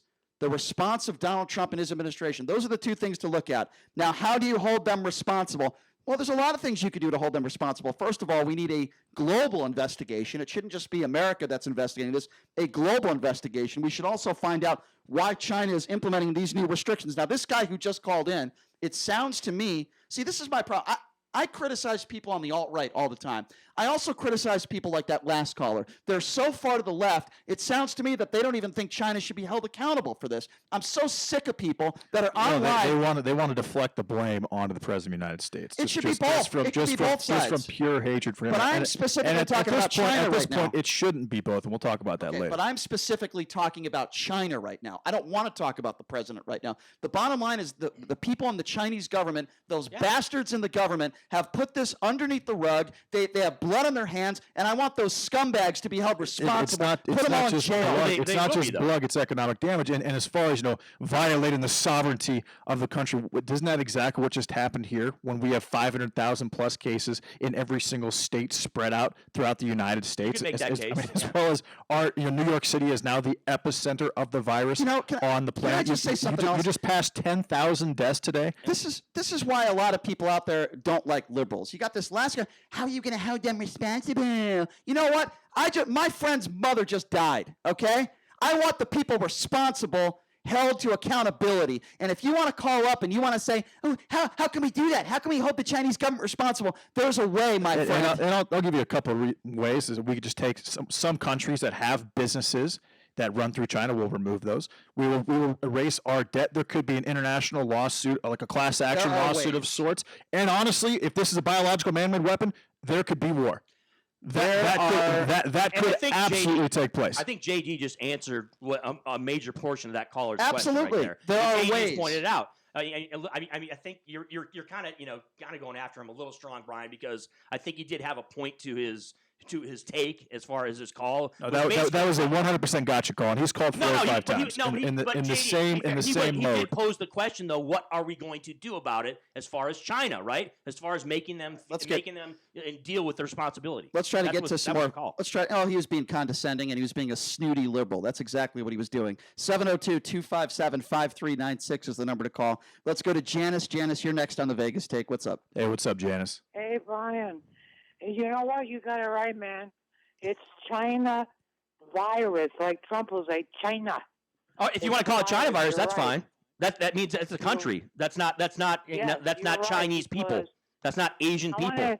I want you to ask Chris a question. Yeah. When Hillary said that all black people look alike, how come the left didn't go crazy for that racism? When did she say that? Did she say that? And if she did, I would criticize her absolutely for that. As a Democrat, I would criticize her if she said that. Do you have? Because she did say that. Well, it's ridiculous. What do you think about that, Chris? I think she shouldn't have said it. I think I didn't hear her say that, by the way. But if she did say that, I would absolutely criticize her for it. You didn't care. Okay, hold on. What do you mean I didn't care? I just told you I didn't let hear me her say respond. that. Okay, Chris, calm down. Take a deep breath. Janice, first of all, Brian's got it right. Okay, but hold on, Janice. To defend Chris here, I have never heard that statement that you claim that Hillary Clinton made. Brian. Okay, well, I didn't hear it. You could say it's true, but find me the quote and go ahead, email to me. Show show@thevegastape.com. If I'm not Okay, mistaken. but number two, hold on, let me finish. That on a Okay, radio show, by the way. Janice, number two, okay? And by the way, just because you hear something on a radio show doesn't necessarily mean it's true. We try to be factual. But number two, in a pandemic, when you have over 20,000 people that are dead in this country, what do you care about what Hillary Clinton said 2 or 3 years ago? That's what's on your top priority list right now, Janice? Because of what Chris said, that it's racist, you shouldn't say this. I didn't say it racist. I didn't say it's racist. I've never used that word racist. Well, people have called me a racist, Janice. I'm talking about it has a negative effect. That you got it right. No, my only argument is this to the caller. The people shouldn't call you a racist. Well, I appreciate that. Well, I appreciate that, Janice. And but here's my advice to you, Janice, before we let you go. And by the way, I do appreciate your call. Don't worry about what Hillary Clinton said. Let's worry about what's going on right now. That's my point. Yeah, okay, fair enough. Janice, I appreciate your They call. didn't worry about it. Yeah, no, I hear you. I hear you, Janice, and I appreciate your call. Good Thank call, you. Janice. 257-5396. Do you think it's fair to call this the Well, Chinese? right now, Chris is saying that it's okay to call it the China virus because it originated there. But you're saying that calling it the Chinese virus is oppressive to people who are of Chinese descent It's not who live all over the country, right? JD, it's not oppressive. Brian brought it up. Okay, there are a lot of idiots and morons to out me, there. China who are and going Chinese to take is the steps. exact same thing. This is what they do, JD and Brian. I don't Brian see the and difference JD. there. This is what they do. So you're arguing about something very minimal. Can I explain the difference? That honestly Okay? is I'll probably explain the priority difference to you. 30 compared to people actually dying and what's happened because of this virus. I'll explain the difference. As well as the Chinese cover-up, which has been unbelievable. Brian brought it up, top to bottom. that there are morons and idiots out there that are going to take steps, okay, if they hear that, okay? There are idiots out there that hear Chinese and they think of Asian people, okay? They hear Chinese and they think of Asian people. Think of it this way. If you hear the American virus, right, or you hear the Australian virus, you're not going to go after people or verbally. And here's my take on that. Let me finish for a second? Go ahead. I'm going to make the point. Go ahead. Because it's a very good point. If it's called debatable. Well, how's it debatable? If it's called the Australian virus or the American virus, you're not going to be able to pinpoint people, right, based on them being American or Australian. You can't tell. All right. But you can sure as hell tell, okay, when people are Asian or not. And people are being subjected I will to tell verbal you and this. physical If there attacks was- because the word Chinese is used by the President of the United States or people in power, okay? You guys say it doesn't happen. I'm Chris, telling you it does happen. let's say that. And so it's detrimental. So why do we have to use it? Use COVID-19 or use Chris, coronavirus. it isn't. You don't have to use Chinese virus. It isn't even remotely as detrimental as what has happened because of the virus itself. Now, let's say hypothetically that in the United I'm not States, making that argument. in Louisiana, making that that argument. someone was eating 2-year-old shrimp. I mean, totally disgusting, filthy shrimp.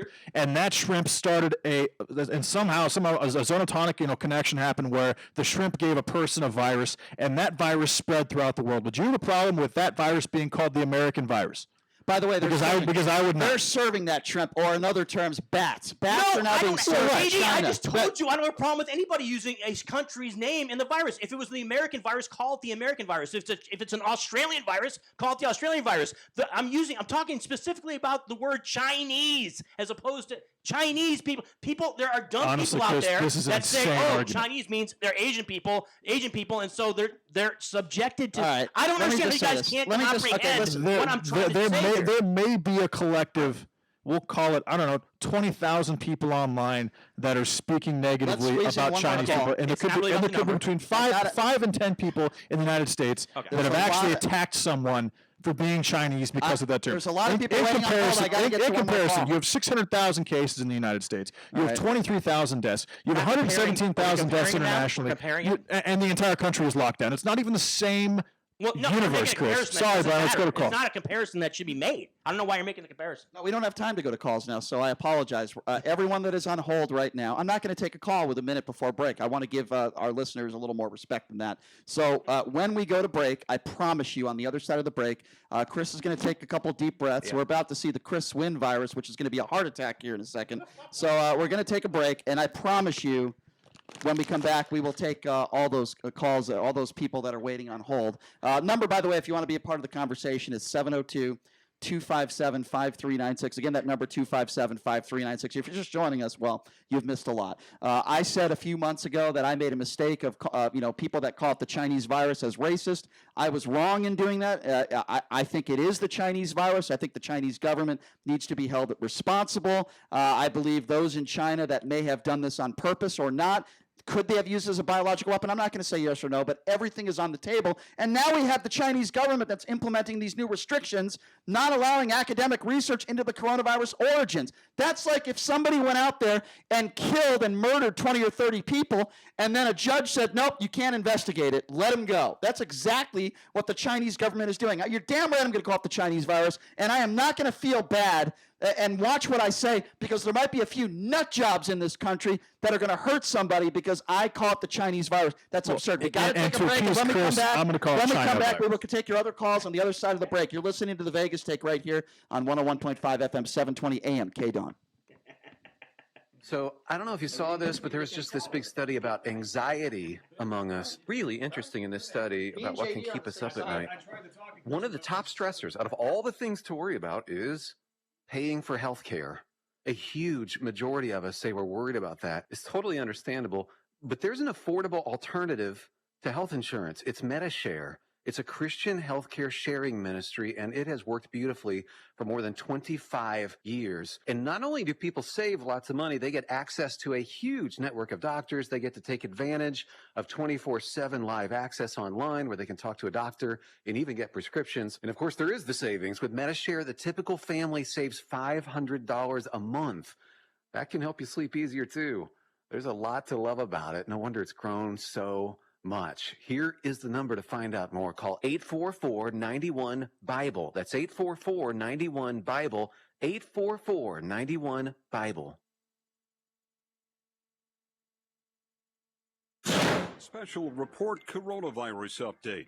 The head of the World Health Organization, Tedros Adhanom Ghebreyesus, says the rate of growth for the pandemic is slowing. While COVID-19 accelerates very fast, it decelerates much more slowly. In other words, the way down is much slower than the way up.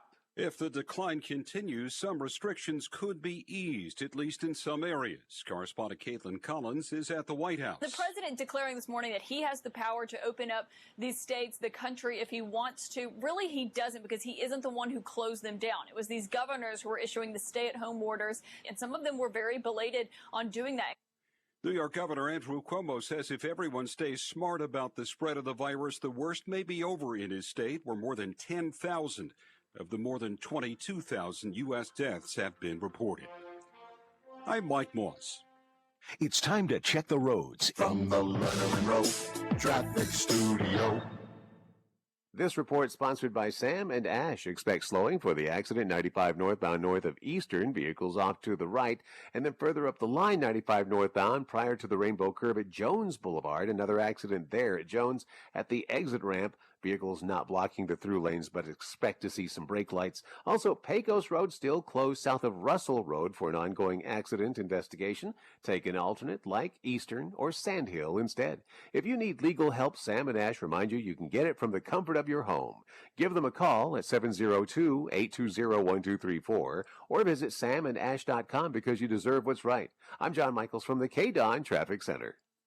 This is a story of the numbers that make your water flow. 90% of our water comes from Lake Mead, traveling through 6,500 miles of pipeline. Your water is treated thoroughly, analyzed nearly 300,000 times a year, and monitored 24/7 by experts, all to ensure your water meets or surpasses the highest quality standards on its way to the place that matters most, your tap. For objective information about water quality and in-home treatment systems, visit snwa.com. The SNWA is a not-for-profit water agency. These are unprecedented times, which are causing a lot of stress and financial worry for millions of Americans. But here's some good news. If you owe back taxes to the IRS, Optima Tax Relief can reduce the stress in your life by helping you resolve your tax debt right from the safety of your own home. Make no mistake, you don't want to owe the IRS right now. They can take your paycheck and everything you work so hard for. But with Optima on your side, you may qualify for help that saves you thousands. Their tax professionals specialize in the Fresh Start Initiative, one of the biggest breaks the IRS has ever offered. Optima is A+ rated with the Better Business Bureau and has resolved over $1 billion of tax debt for taxpayers across the nation. So now's the time. For tax help you need, for tax help you trust, call Optima now for a free consultation. Call 800-709-6011. That's 800-709-6011. 800-709-6011. Optima Tax Relief. Some restrictions apply. For complete details, please visit OptimaTaxRelief.com. 101.5 FM, 720 AM. KDON, the talk of Las Vegas. Mark Levin, weekdays 3 p.m. to 6 p.m. Now back to the Vegas Take on 101.5 FM, 720 AM. KDON. All right, welcome back. It is the Vegas Take. Sharp and Shapiro. We got Chris Wynn in studio. We're all fired up, and we're taking your calls at 257-5396. Look, as you know, I attack the alt-right all the time, especially the Nimrods who, that's what I'm going to call them, those who were in churches in the hundreds throughout the country. Yeah, I think there's something wrong with you, and I think you're selfish, and I think you're ignorant. I'm going to say the same thing about some of these liberals way on the left. Those who will get up in arms and all day be all upset about it because somebody called this virus the Chinese virus. I am just as upset at those snowflake liberals on the left as I am at the alt-right and those putting our lives in jeopardy. I'm sorry, I just am. I'm just going to call it for what it is, and we're taking your phone calls. 702-257-5396. Obviously, we disagree with each other a little bit here, at least Chris Wynn does with myself and J.D. Sharp. I have no problem now calling it the Chinese virus. I was wrong a couple months ago. And I have no problem in admitting that. So let's take some phone calls, as I promised you we would. Let's go to Bill, who's been waiting patiently on hold. Bill, thanks for calling in. What's on your mind? Hey, what's up, Bill? Hey, guys. What's up? So I was just calling to weigh in on the church thing. Am I too late for that? Quickly, go ahead. Yeah, so I was just going to say, first of all, everyone who is going to church, I agree with you. That's moronic, and people shouldn't be gathering. But the problem I had with it was the Constitution doesn't provide rights to the people of the United States. It restricts the government, which means the government can't tell the people they can't assemble and or go to church or practice religion in the way they deem fit. So that's kind of where my issue with it is. Do you think that governors can supersede the Constitution? I think in specific situations where we have unique situations like this one, where we have a pandemic, I have no problem with it. When was the Constitution written? Which we haven't ever had. Well, we have since 1918, Spanish flu. Exactly. A lot has happened since 1918. I think any reasonable human being would say what Governor Sisolak did, and people are attacking Sisolak left and right, which I think is absurd. It's not political. I believe Steve Sisolak is doing what he believes is right to the health and the good of the people, not just in Las Vegas, but in the state of Nevada. And you got all these right-wing lunatics that are attacking him for, in my opinion, you don't have to agree with everything he does. But the bottom line is Sisolak has put these laws in place because he wants lives to be saved. I agreed with his first restrictions. His latest restrictions were a bit over the top. I sincerely hope he doesn't release any prisoners as well from worrying about COVID. And I really hope that he doesn't pull a Gretchen Whitmer of Michigan and ban all friends visiting other friends, visitors between houses. There's a reason for that. I hope that doesn't. Chris, that is one of the stupidest things I've ever seen. Absolutely not. Politically, I mean, how could you say? I'll tell you the reason why. What is she's the reason, doing Chris? it? And by the way, there's probably going to be a number of governors that are going to follow that suit. are going to ban going to your friends' It's not. It's not the person. She's not doing it to be restrictive, as if she's some dictator that's taken. She's doing it for the safety of her constituents, the safety of the people. The reason why is because you don't want people traveling. You don't want people unnecessarily traveling around the state, going to establishments in mass if they have multiple places to live. There's a reason behind it. JD, ask yourself the reason. Why would she do it? What is the reason she's doing it, JD? Ask yourself that question. All right. Well, why do you think she's doing it? Obviously, it's for mitigation efforts, Chris, but this is very over the top. That being said, it's basically. I mean, it is unenforceable. How do you enforce that? You can't.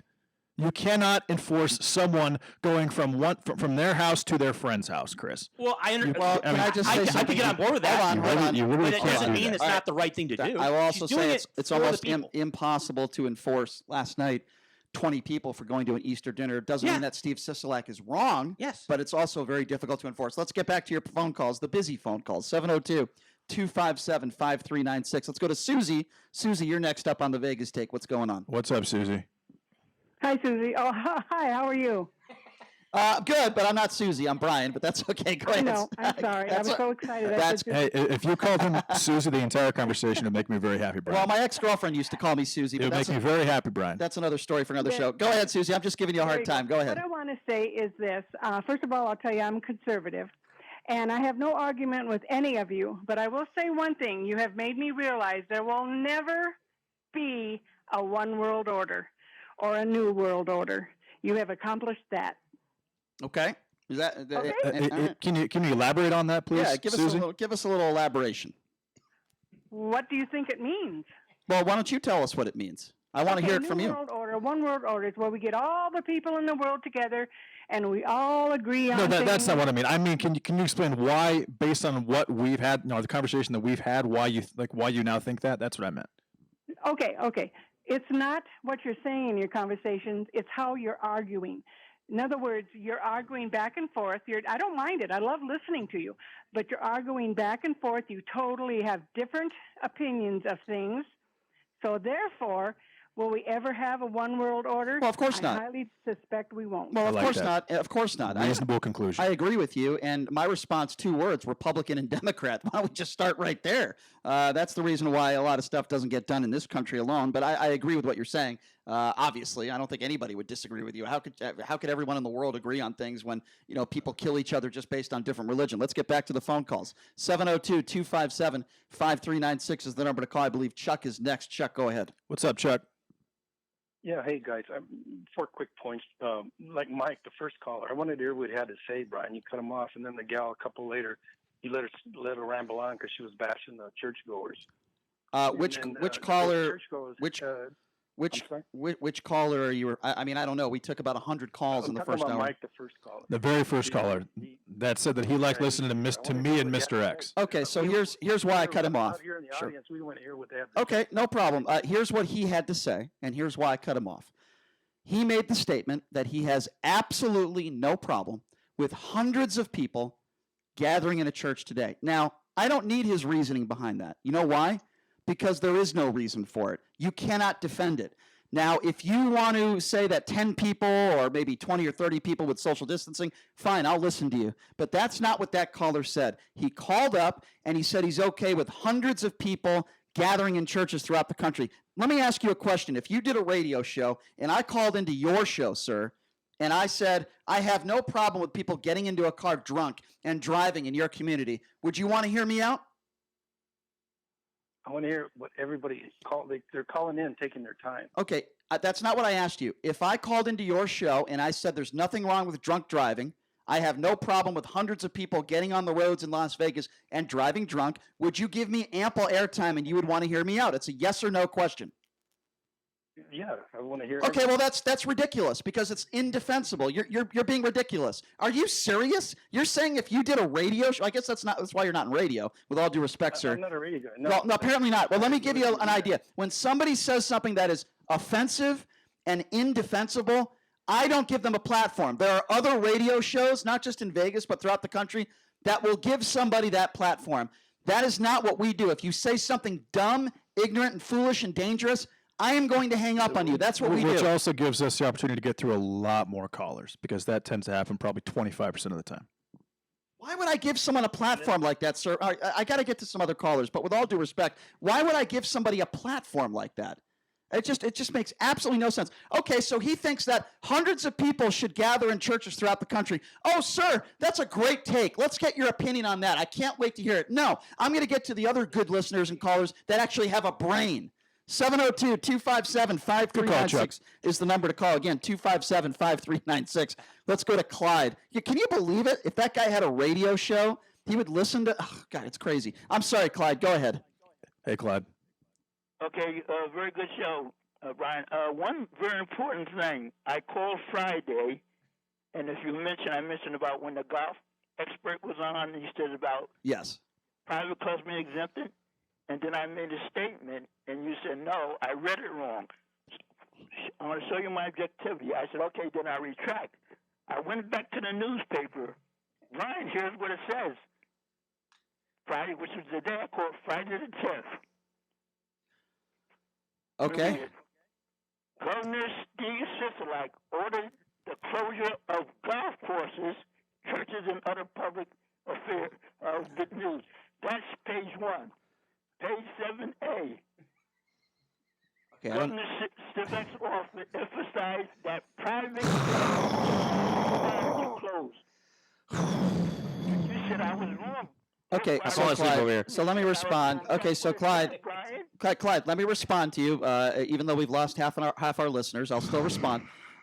So here's the thing: the article that we read said that he was closing public golf courses. Now there are still some private golf courses that are open in Las Vegas. I'm not going to mention their names because, quite frankly, I think it's disgusting and they don't deserve to be open if the public golf courses are closed. But my opinion is the same. If you're going to close public golf courses, all golf courses could be closed. I think the language in what Steve Sisolak said maybe could have been a little bit better, and I have criticized Sisolak for that. I hope that answers your question. And here's how you know that private clubs are closed. O.J. Simpson was on Twitter yesterday hitting a ball into a net next to his golf course. You know what I wish people would do? I wish O.J. Simpson would be in front of that net, and I wish the Goldman family could hit balls against him. That's what I wish. 702-257-5396. I'm serious. Put O.J. Simpson in front of a net and let the Goldman family and the Cole Brown Simpson family take out a driver and hit it as hard as you can. Let Tiger Woods belt balls right at his chest. I'll tell you, he was having a tough time getting around, too. He was having a tough time walking. He's definitely getting older. Yeah, you sound like Johnny Cochran. There's no way he could have committed that murder. He wasn't in good enough physical condition. 702-257-5396 is the number to call. Let's go to Seth. Seth, you're next up on the Vegas Take. What's up? Hey, what's up, Seth? What's going on? So your liberal friend said something earlier today, said a majority of people are against calling it the China virus. So did he interview 300 million plus Americans to find that statistic out? Like, how did No. You can just be a human being that's existing in America right now. And by the way, I'm not liberal. I'm a progressive Democrat. But that's neither here nor there. But okay. So you're trying to tell me? No. Let me ask you a question. Listen to Bill Maher's segment. All right, I absolutely saw it, yes, and I disagree with Bill. I disagree with Bill on that. I think he's wrong on that. But let me pose this question to you. So you think there is the majority of Americans out there that are saying, you know what, we should call this the Chinese virus as opposed to calling it COVID-19 or coronavirus? I'm not the one making absolute statements. You made an absolute statement. No, yeah, because I believe that. I think that's true. Yes, I believe that's true. That the majority. Yeah, but don't say that as it's a matter of fact. Say I believe the majority. Don't say it's a matter of fact. The news says this all the time. Okay, wait. Okay, no. All right, let me ask you the question. So you think it's a fact then that more people in this country believe that we should be calling it the Chinese virus as opposed to COVID-19 or the coronavirus? I do. Is that what you believe? I definitely do. I've never made an absolute statement. That's the point I'm trying to make. Asking you the question. I know you asked me the question. I answered your question. Okay, now I'm asking you a question, and you're not giving me an answer. I speak for myself. I don't care if you call it China virus. We don't change other viruses' names. All right. I don't care whether or not you think whether or not you want to say it or not. I'm asking you a question. Do you think the majority of Americans want to call it the Chinese virus as opposed to the other two names that you can use? Hold on, Chris. It's a simple question. Chris, I don't know why the question's so hard. I think the majority would not be offended by it. Yeah. I tend to agree. I would like to spend at least 45 more minutes on this. All right, Chris, go in the Wuhan corner and take a break for a second. Call it the Wuhan virus. Call it the China virus. Call it COVID-19 or call it coronavirus. Seth, you're still on the line. Yeah. Seth, let me ask you a question, Seth, if I may. Okay, fine. I was wrong a few months ago, and I've said that. I criticized people who called it the Chinese virus, and now You criticized me for calling it the Chinese virus. And unlike other people, like the President of the United States, I can admit when I'm wrong, and I believe I was wrong. So, Seth, do you agree with me? This started in China. The Chinese government has blood on their hands, whether this was done on purpose or not. I am not going to watch what I say because there might be a few lunatics in this country. You're saying I'm not going to watch what I say. I am not going to. If I can finish my statement, get back in the Wuhan corner. I want to finish. I want to be able to say what I say and not have to worry about a couple lunatics in this country that might lose their mind. Do you agree with my take on that, Seth? I agree, and I think no normal person would have thought it was racist until somebody decided to create that narrative and then push it, and then I go, "Oh yeah, maybe it is racist." Well, here's why I said that. The reason I say it is because people are apparently getting verbally or physically attacked out there, and if there's a reason, for it, if it ever points to any person of prominence calling it the Chinese virus, then that's just wrong. I'm sorry, that's my take, and I'm right and you're wrong. Seth. Seth, you haven't called in about a year. Where'd you go, man? Well, he just went. So that got him very upset, that question. 702, thank you for the call, Seth. 702-257-5396 is the number to call. But I agree with JD. We've been talking about this too much. Let's go to Taylor. Yes. Taylor, you're next on the Vegas Take. What's up, Taylor? Hey, thank you guys for taking my call. I appreciate you picking up. Sure.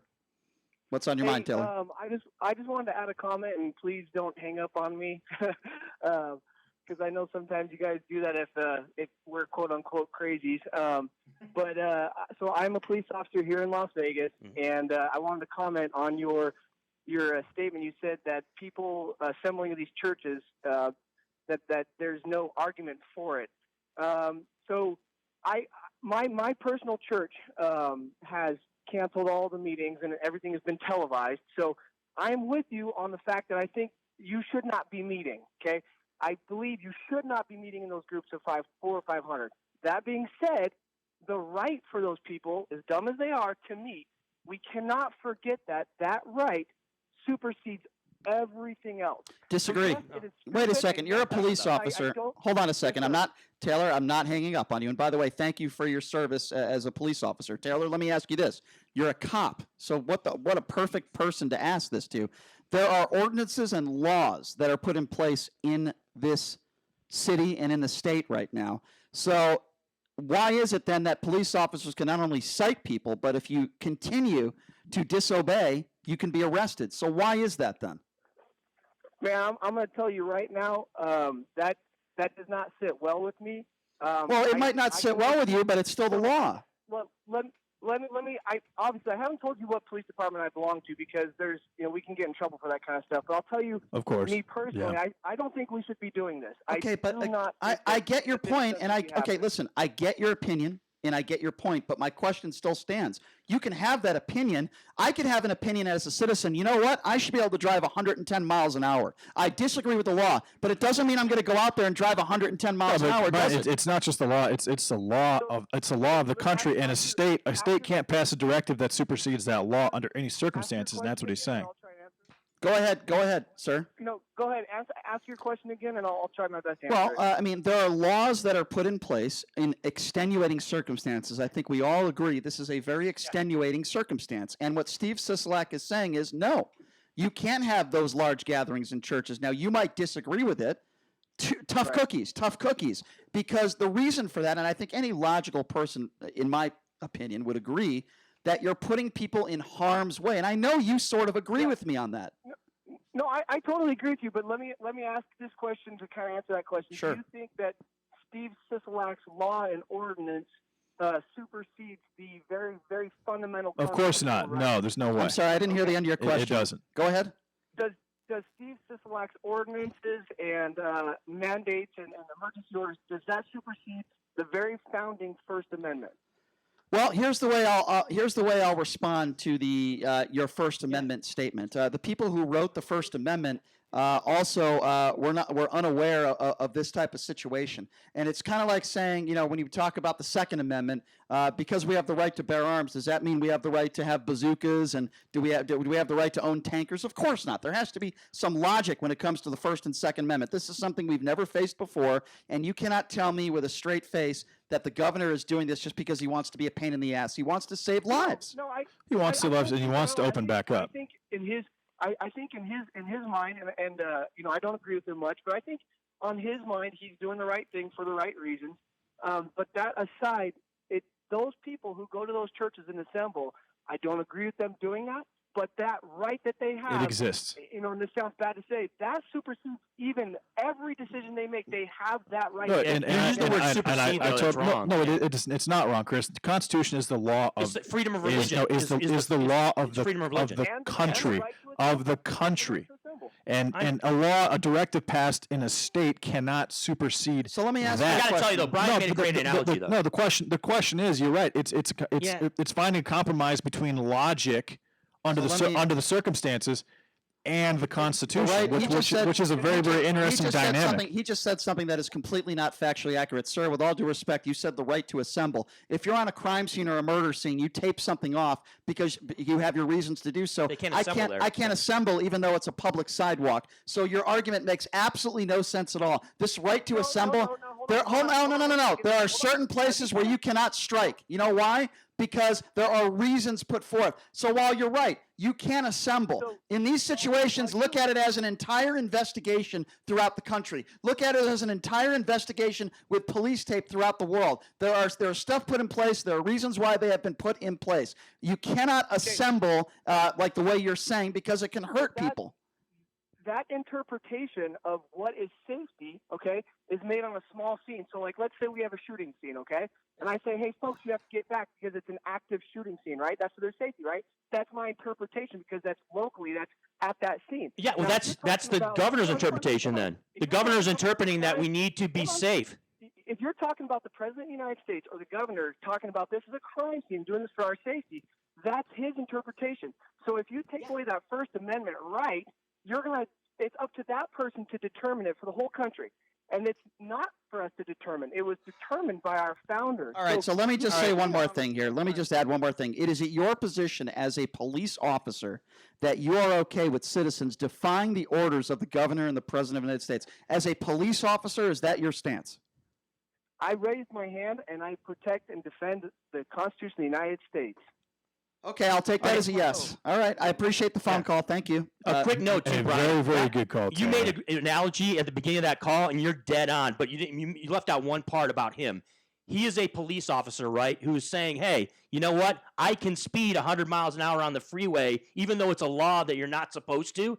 And I'm a police officer, and I'm saying that I don't believe in that law. That's exactly what that caller just did. It makes no sense. What's being applied here with not being able to assemble? Obviously, considering the circumstances, logic would dictate that you shouldn't be able to do it. Can you still do it according to the Constitution? There hasn't been any emergency amendment instituted at all. Yes, you can. Well, you'll get cited or arrested. But that being said, you look at how the states are getting the opportunity to open up their economies, how the states are getting the opportunity to, because that's what the Constitution does. Every single state is sovereign. Every single state makes their own decisions. By that logic, as far as that goes, with opening up the economy or doing a shutdown order. By that so you've got it going on from both sides. JD, by that logic, every non-essential business should be allowed to open today. By that logic, it doesn't make any sense. No, that came down from who? The president. Brian. So the president is doing the same thing that a lot of these governors are doing. He's the one putting the advice in place, and he is the one who's talking about social distancing. The governors, in a sense, are following his lead in some examples. 702-257-5396, the number to call. Why don't we go to Carl? Carl, you're next on the Vegas Take. Go ahead. Hey, what's up? Yeah, guys, listen, this is for Chris. Before I give him my point, I hear him use the term, intellectually honest quite a bit. Absolutely. Well, there's a nighttime host you have on your show who uses it 100 times a night, and he's neither intelligent or honest. So I wish he'd stop using that intellectually honest term. It's ridiculous. Anyway. Well, we thank you for your insight. We do our own show. We don't really necessarily focus or talk about other hosts. Yeah, that are on our network. But what I'm really calling about is, I've tried to get on a long time ago about the number of people in churches. I was in the medical field, like you know. And the thing is, people don't understand. It has nothing to do with religion. You get all these people together in a church or one area right now. One person goes in who has the virus. He gives it to 2 or 3 others. Exponentially, those 2 or 3 give it to 3 or 4 others each. They go to their homes. They give it to their families. They give it. I mean, it's. So you agree with me? Yeah, I agree. Of course. Look, God created man. Like, you want to get religious, and gave him a brain, and the man's brain is used. There are scientific people and doctors who use their brains and came up with these theories, and there's a reason for it. I know, Carl. Listen, Carl, it's basic logic, and listen, you and I agree. There's no question about it. Carl, I appreciate the call, and thank you for waiting No patiently. more intellectually honest, though, please. Okay. Let's be intellectually honest. We have the highest rated talk show in all of Las Vegas in any time slot. It's all intellectual these days. That's, right. That's how all I right, break so it listen, down. we're going to take a break, but when we come back, this is something we have not discussed. Dr. Fauci, in a way, you could make the argument, is blasting Donald Trump on CNN. He was on with Jake Tapper.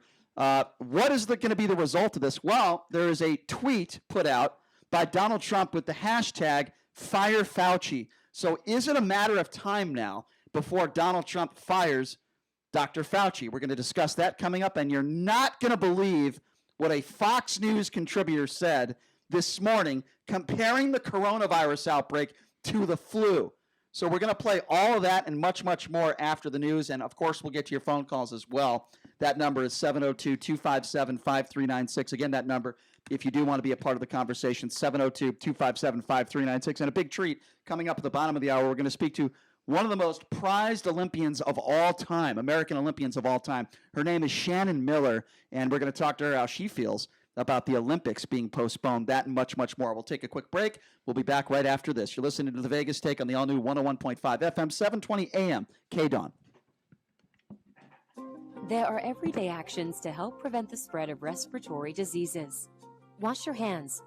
Avoid close contact with people who are sick. Avoid touching your eyes, nose, and mouth. Stay home when you are sick. Cover your cough or sneeze. Clean and disinfect frequently touched objects with household cleaning spray. For more information, visit cdc.gov/COVID-19. This message brought to you by the National Association of Broadcasters and this station. And now, a page from the diary of Flo. Dear Diary, the ghost is back. This house is protected through Progressive, but that doesn't mean it's not haunted. How else would you explain that radiator-like clanking sound? Or the moon-colored light in the hallway that's gone by morning? Maybe he never bundled home and auto, and he's doomed to suffer an eternity without the savings. Save an average of 17% on car insurance when you bundle home and auto through Progressive. What was that wind-like sound? Oh, right, the wind. Progressive Casualty Insurance Company and affiliates. Discounts not available in all states or situations. Hey, are you ready to quit smoking? There's a free Nevada resource here to help you. Just call 1-800-QUIT-NOW from a Nevada area code. Your home for Sean Hannity. KDWN Las Vegas. KKLZ HD2 Las Vegas. A Beasley Media Group station. Update. The hardest hit state in the nation is making progress in slowing the spread of coronavirus. Governor Andrew Cuomo saying the worst is over. Yeah, if we continue to be smart going forward. But Cuomo is urging New Yorkers to continue safe practices. There is going to be no epiphany. There is going to be no morning where the headline says, hallelujah, it's over. That's not going to happen. The head of the World Health Organization, Tedros Adhanom Ghebreyesus, says that COVID-19 is much more powerful than swine flu. We know that COVID-19 spreads fast, and we know that it's deadly, 10 times deadlier than the 2009 flu pandemic. Spain let some workers get back to work today, but one of the strictest lockdowns in Europe remains in place, despite a slowing in that country's coronavirus death rate. I'm Mike Moss. Meat plants are closing as more workers get sick.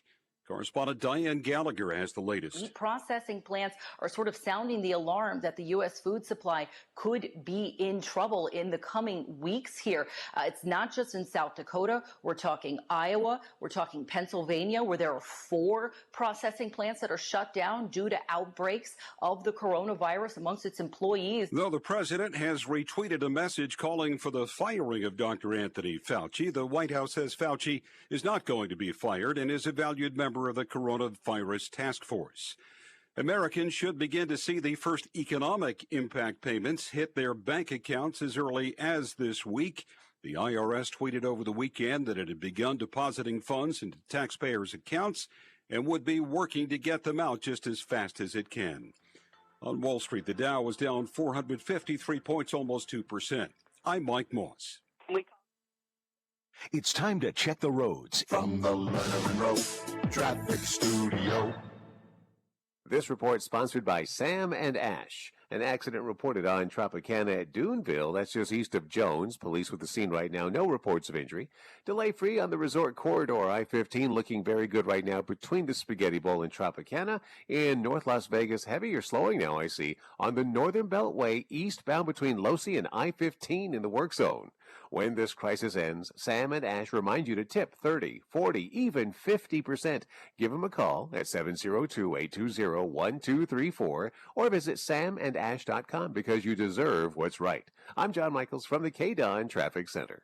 It's open enrollment season, and Medishare is the Christian healthcare sharing ministry that saves most families about $500 a month. Google Medishare and see if it's a fit for you. Medishare, healthcare you can believe in. Sometimes you hear an idea or learn about a company and say, finally, it's about time. That's what I said when I met the team at Homey. With Homey, you get a local real estate expert and everything you expect with a traditional agent. Everything except those high fees and commissions. Homey sellers save $10,000 on average. Finally, you can buy and sell confidently and save thousands in good times and bad. Check out homey.com or just text JD to 88588 to receive $250 off your listing fee. Homey sellers save $10,000 on average, and if you're buying a home, you'll save even more. Remember, you still get a 5-star experience with your local Homey agent and an easy-to-use app, all without the crazy commissions. Text JD to 88588 to receive $250 off your listing fee. Again, text JD to 88588. Finally, you can buy and sell confidently and save thousands in good times and bad. Homey's got your back. Warning, this product contains nicotine. Nicotine is an addictive chemical. Whether you enjoy classical, rock, or heavy metal, we all march to the beat of our own drummer or guitarist. That's why Views Alto offers you more ways to vape your way. It's available in 5 bold color options, 3 smooth tastes, and 3 nicotine levels. It's your vape, your way. Views, charge beyond. Underage sale prohibited. 1015 FM, 720 AM, KDON, the talk of Las Vegas. The opinions of the hosts on KDWN are their own and do not necessarily reflect the views of this station, its management, or Beasley Media Group. Hello, everyone. This is President Trump, the greatest president in the history of presidents. And the only show I listen to is the top-rated show, Sharp and Shapiro. They are the best. Right now, the day's biggest news stories from a Vegas perspective. This is the Vegas Take with Sharp and Shapiro.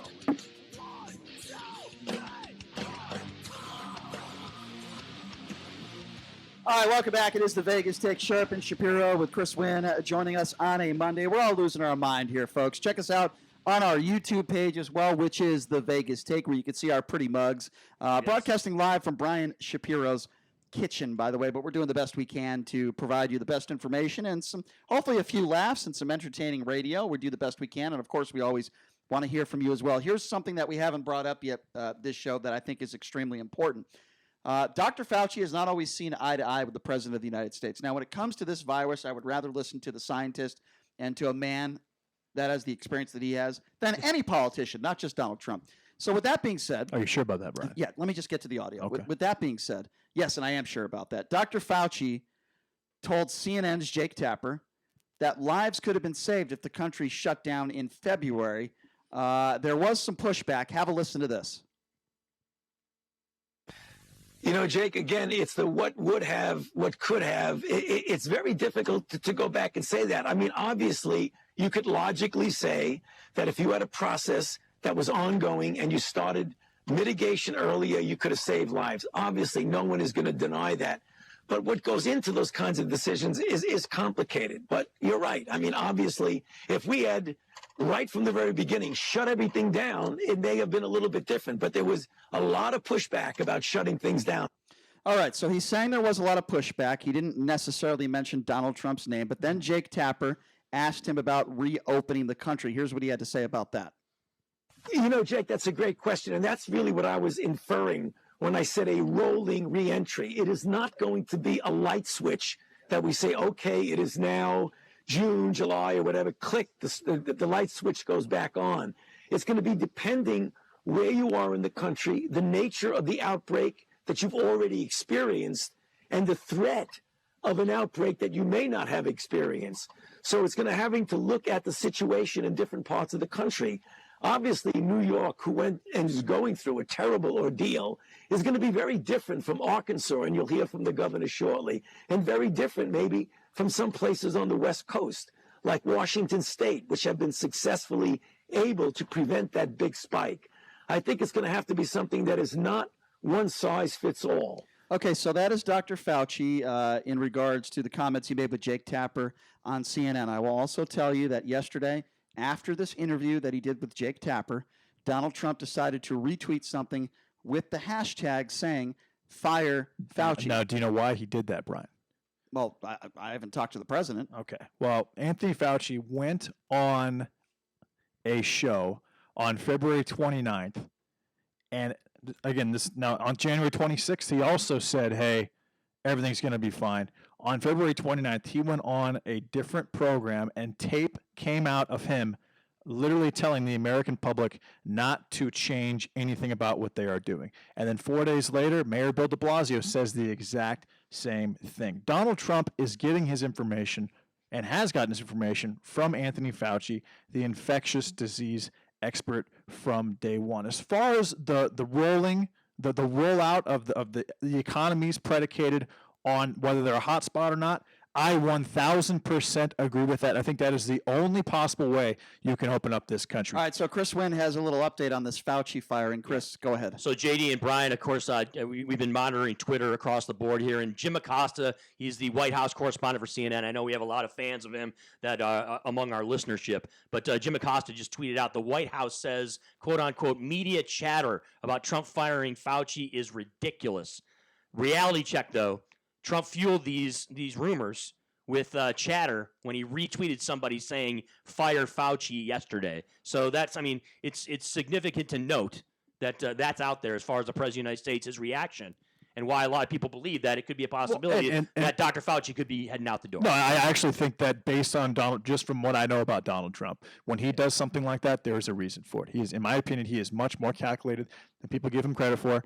I don't believe Anthony Fauci will be with Donald Trump for much longer. I don't believe you'll be seeing much Anthony Fauci. Now that could be a firing. That could be a process where he's just not being put up in the public eye, where a whole new task force is put together to actually open up the country. But I believe that we're not going to hear a lot from Anthony Fauci in the near future. That being said, I think that open up the economy based on positive testing rate is the best possible way to do it at this point. You go to New Jersey, New York, Detroit, Louisiana, even Massachusetts, Connecticut, the place where your friend's mother died. The testing rate there is, the positive testing rate is almost 30%, Brian. Here in Nevada, it's 9. California, it's 12. Washington, it's 9. What is your Nebraska, point, it's 5. Iowa, it's 10.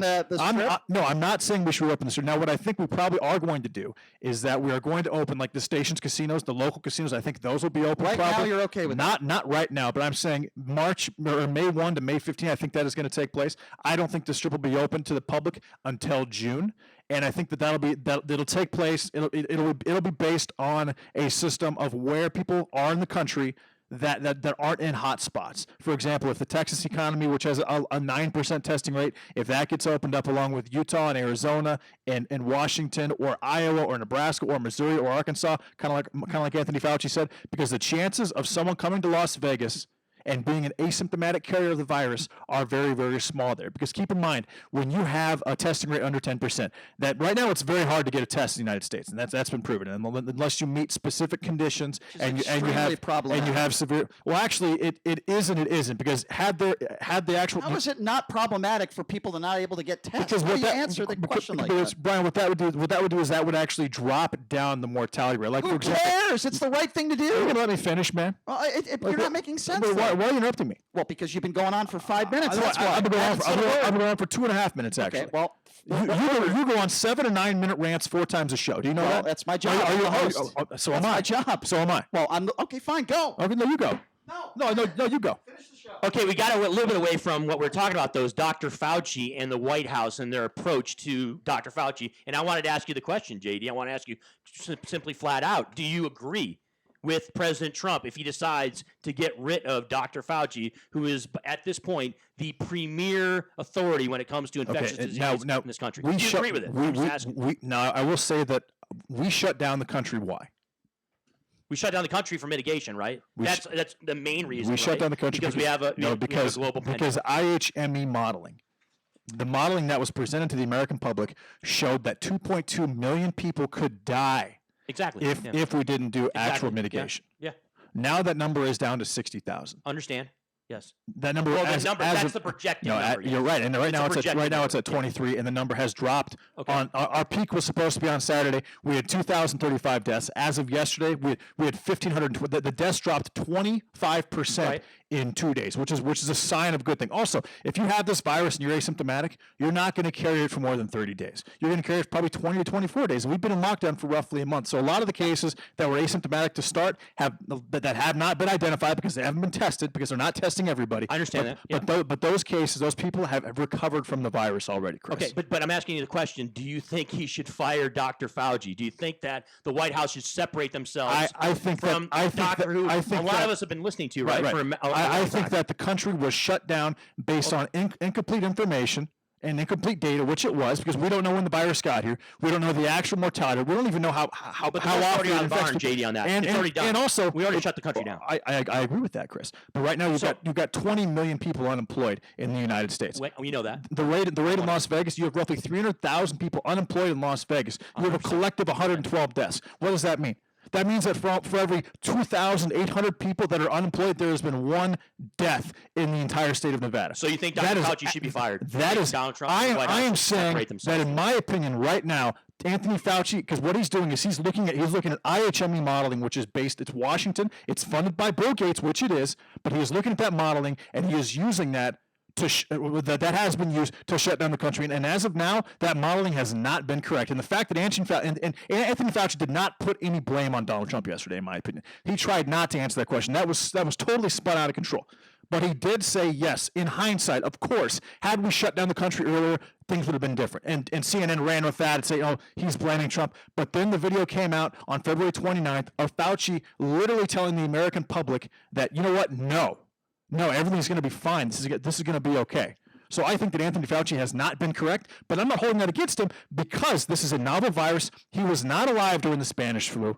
There's been nothing like this in 102 years, and it all started with misinformation, not only as far as the human-to-human transmissible element, as far as the efficiency, the element of it, from China, as well as the amount of cases that were taking place in China. So I think that it's such a fluid situation that I can't really hold him totally accountable for it, but I will say this, I think it's more on Anthony Fauci at this point than Donald Trump, because Anthony Fauci, the infectious the disease specialist of the world, has been feeding Donald Trump information and tell the public since day one, and for the most part, he has been wrong. Okay, so I'll take that as a yes. You think that Dr. Fauci should be separated from the White House? That's pretty much, you went the long way around it, but I think that's pretty much your contention, right? Dr. Fauci should no longer be part of the COVID response team. I would say that I would not have a huge problem with it personally. All right. Well, that's I'm obviously there's a lot of people that would disagree with that, but Brian, look, this is a situation where the rubber's going to meet the road here, and you're talking about obviously the country being shut down. It appears to me now that you're trying to tell me that we shouldn't have shut the country down. It appears to me that is your opinion, is that we should not have shut the country down. And look, there's just a lot of professionals, a lot of public health professionals, a lot of doctors, a lot of scientists, a lot of researchers that would absolutely, utterly disagree. And I will tell you this, a recent study, an antibody study was done in Germany, a major one. 80% of the population was studied. And they came out that 15% of the population had antibodies to the virus. The actual mortality rate applied after the fact, when considering the mild and asymptomatic cases, ended up being 0.37%, which is 3 to 4 times more. I get you're giving me the numbers, which is 3 to 4 times more deadly than the flu. The conversation was, like, for example, Spanish flu was 36 times more deadly than the standard flu. Yeah. And the conversation was this was 10 to 20 times more deadly.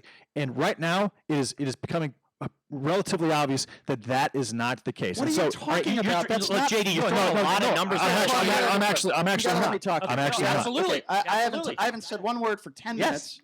I've gotten up. What you just said is not true. It's just not true. If this virus is 1% deadly, which, by the way, right now it's higher than that, but if it was 1% deadly, it would still be 10 times more deadly than the flu. So why is it that you just said that why are you comparing it to the flu? I'm saying there was an antibody test done. Do you know what an antibody test is, Brian? Of course I know what an antibody test is. That means that it looks at your blood. It's a serology test, and it tells the doctor or tells whoever's looking at it if you have antibodies to the virus, which means you've either had the virus or you haven't had the virus. And I'm saying in one place in Germany, 15% of the population had antibodies to the virus. And comparing that to the actual death rate in that place in Germany, the number would have been 0.37%. The actual fatality rate would have been 0.37%. I just want to kind of make a bridge here, Brian. I want you to comment on this because JD, basically what he's doing right now is making the case that we should not have shut down the country, right? You're making that case right now. That's why I want Brian to respond to it, because that's exactly what your words mean right here. Well, first of all, let me and I got to play some audio, but before I do that, let me just say this. I believe shutting down Las Vegas and the Strip and shutting down non-essentials throughout the country has saved possibly millions of lives. And what we fail to understand is the information that Fauci put out there and the experts put out there has saved lives. And we talk about, the death rate. I hear from the alt-right. It's only 60,000 now. Well, why is that? I would beg to tell you a big reason why the death rates, now one death is too much. That's a projection, by the way. That's not a big reason why those numbers are. It's 33% of that right now. A big reason and why that number is down is because of people practicing social distancing and listening to the experts. Now, I have some audio I would like to play for you because I think it is very dangerous, in my personal opinion, to compare this to the flu in any way, shape, or form. However, some people are still doing it. Fox News contributor Bill Bennett is comparing the coronavirus outbreak to the flu. He said this on Fox News earlier this morning. Have a listen to this. Yeah, let's take a step back. The estimates now from the University of Washington, which is the model everybody's been going on, even though it's been wrong most of the time by a lot, overstating it, is now they say 60,000 people will die. 61,000 is what we lost to the flu in 2017 and 2018. The flu.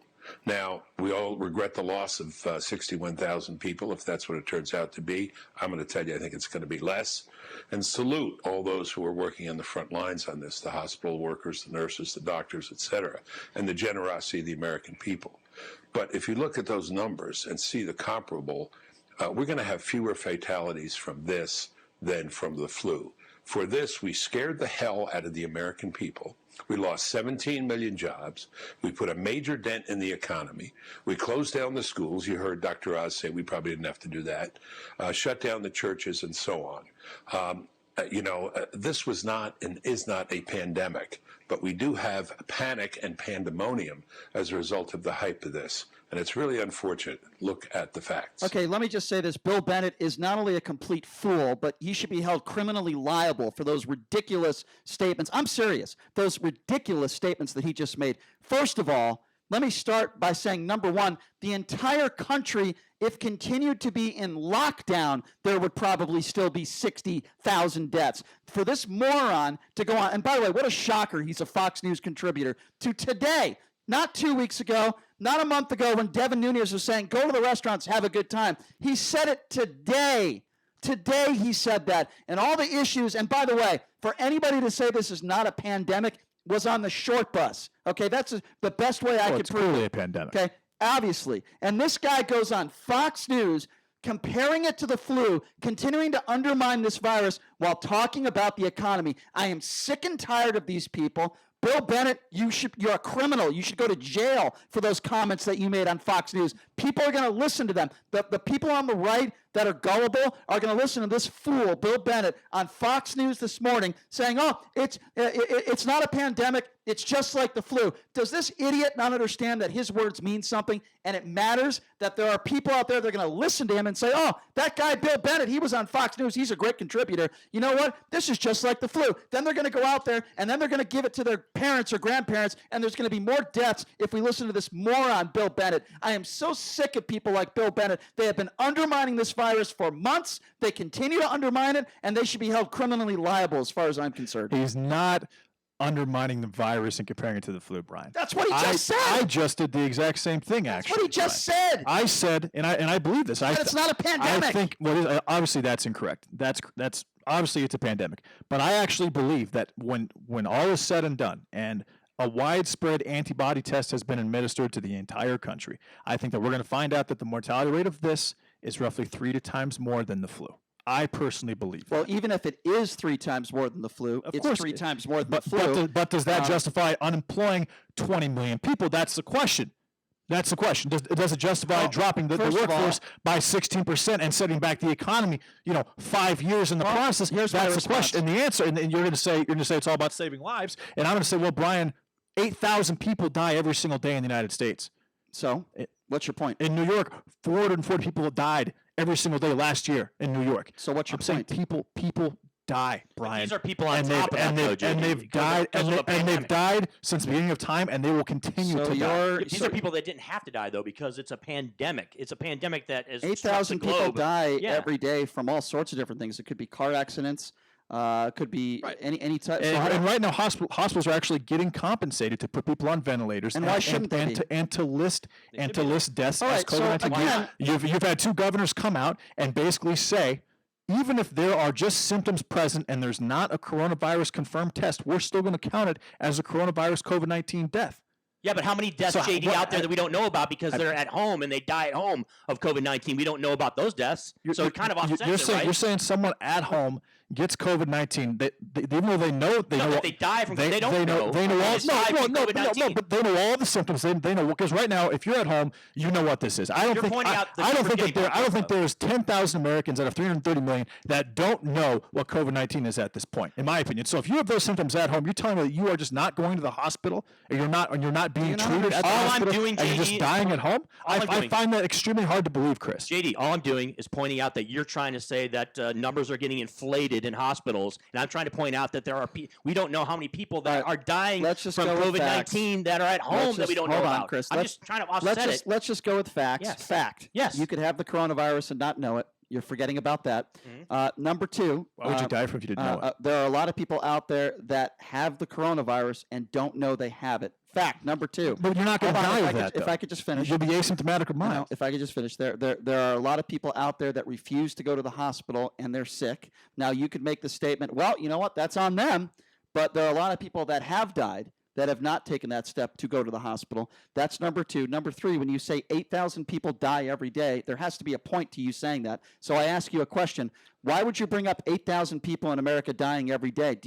Are you trying to correlate that to we should open up the economy now? Why do you say that? I've never once said we should open the economy. So why bring that up? I literally said, Brian, in the last 20 minutes, I said we should open up the economy based on the positive testing rate of states that are not have enough tests that are not considered hotspots. Testing's not even close to what it should Chris, be on par. There's been 3 million tested in the United States. And how many people live in this country? In one. Why would you? 30 million people. Okay, so why would you over test in an area where the positive testing rate is low just to see if it's legitimate? The testing as of now, like for example in Utah, you can get tested in what? 3 or 4 high population areas. Why would there be during this lockdown? Why would there be thousands and thousands of asymptomatic cases just hiding out there? No one's even congregating at this point. Here's what but now in a place like New York or Philadelphia or Boston or Detroit or New Orleans where it's higher than 25%, yes, I would not be shocked right now if in New York City that half the population has this virus. I would not be shocked at all if by May 1st, if let's say 5 million antibody tests get administered in New York, right, which is 8.4 million population. But if by May 1st, if half the population did not get this virus in New York City, because there's 8.4 million people, they live on top of each other. Public transit is huge. There's not a lot of cars there, and the virus is airborne. For example, it can stick on the bottom of your foot, Brian. I mean, in ICUs, you're making my case for me. Yeah. It's very spreadable. It's a very spreadable disease, and we don't know it. Which drops the mortality rate, Brian, because it's all about the deaths in the grand scheme of things as far as how deadly the virus is. How do you come to that conclusion? Because if right now, we have 560,000 confirmed cases in the United States, right? If that number is actually 4 million, factoring in the asymptomatic cases, and we've had 23,000 deaths, that drops the death rate to the flu right there. And again, I'm going to ask you the same question. You throwing out all these numbers, and again, it leads me to the same question over and over again. What are you trying to say? You're saying that we should open up when? I don't understand. No, I'm saying that when all this is over and said and done, I believe at this point, based on what I've learned about this virus, it will probably be the biggest overreaction in American history. And you don't think the scientists and the doctors have learned anything either? I mean, what are they just overreacting? Brian, the scientists and doctors have literally based all of their decisions on a model. And the model, the IHME model, which is the one that yes it is. Not all their decisions. Which is the one that Fauci and Deborah Birx presented to everybody over the last month on the White House task force briefings. That model has been grossly incorrect. And the decisions were based on that model. Right now, that model it predicted 61,545 deaths as of 2 days ago. Right now, there wasn't expected to be a drop down to 1,528 deaths until a week later. We're 1 week ahead of schedule based on deaths at 60,000 according to the modeling. That number went from 2.2 million to 60,000. Brian. Okay, I mean, listen, I just completely disagree with you, and you're welcome to do that. And the bottom line is this: and you're right. I put innocent lives over the economy. Now, I have no doubt that whether we're back in 4 months or back in a week, I hope it's 4 months, actually, because I think that would be more responsible.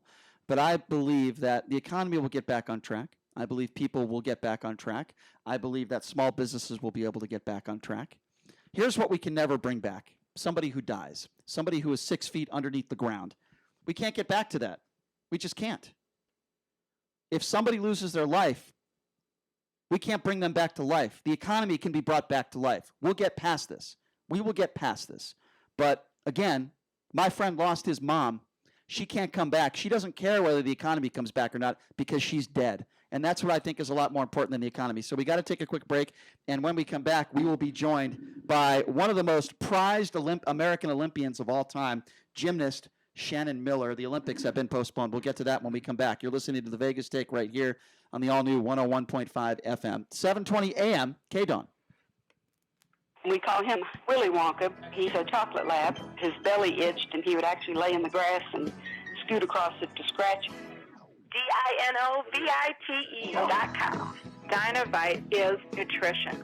His belly, it's all really cleaned up. He flops over and lays on his back and just kicks his legs. I call it his happy dance. You won't believe how happy your dog will be. DINOVITE.com. This is a commercial announcement. Newsmax TV is America's new cable news channel everyone is talking about. Find it on DirecTV, Xfinity, Dish, Spectrum, Optimum, Cox, Fios, Uverse, Suddenlink, and more. Now, Newsmax is conducting a national poll, asking Americans if they support President Trump during this crisis. It's easy to vote. Just text the word VOTE to 39747. That's VOTE to 39747. Let us know your opinion about President Trump. Send VOTE to 39747. And don't forget to watch Newsmax TV today.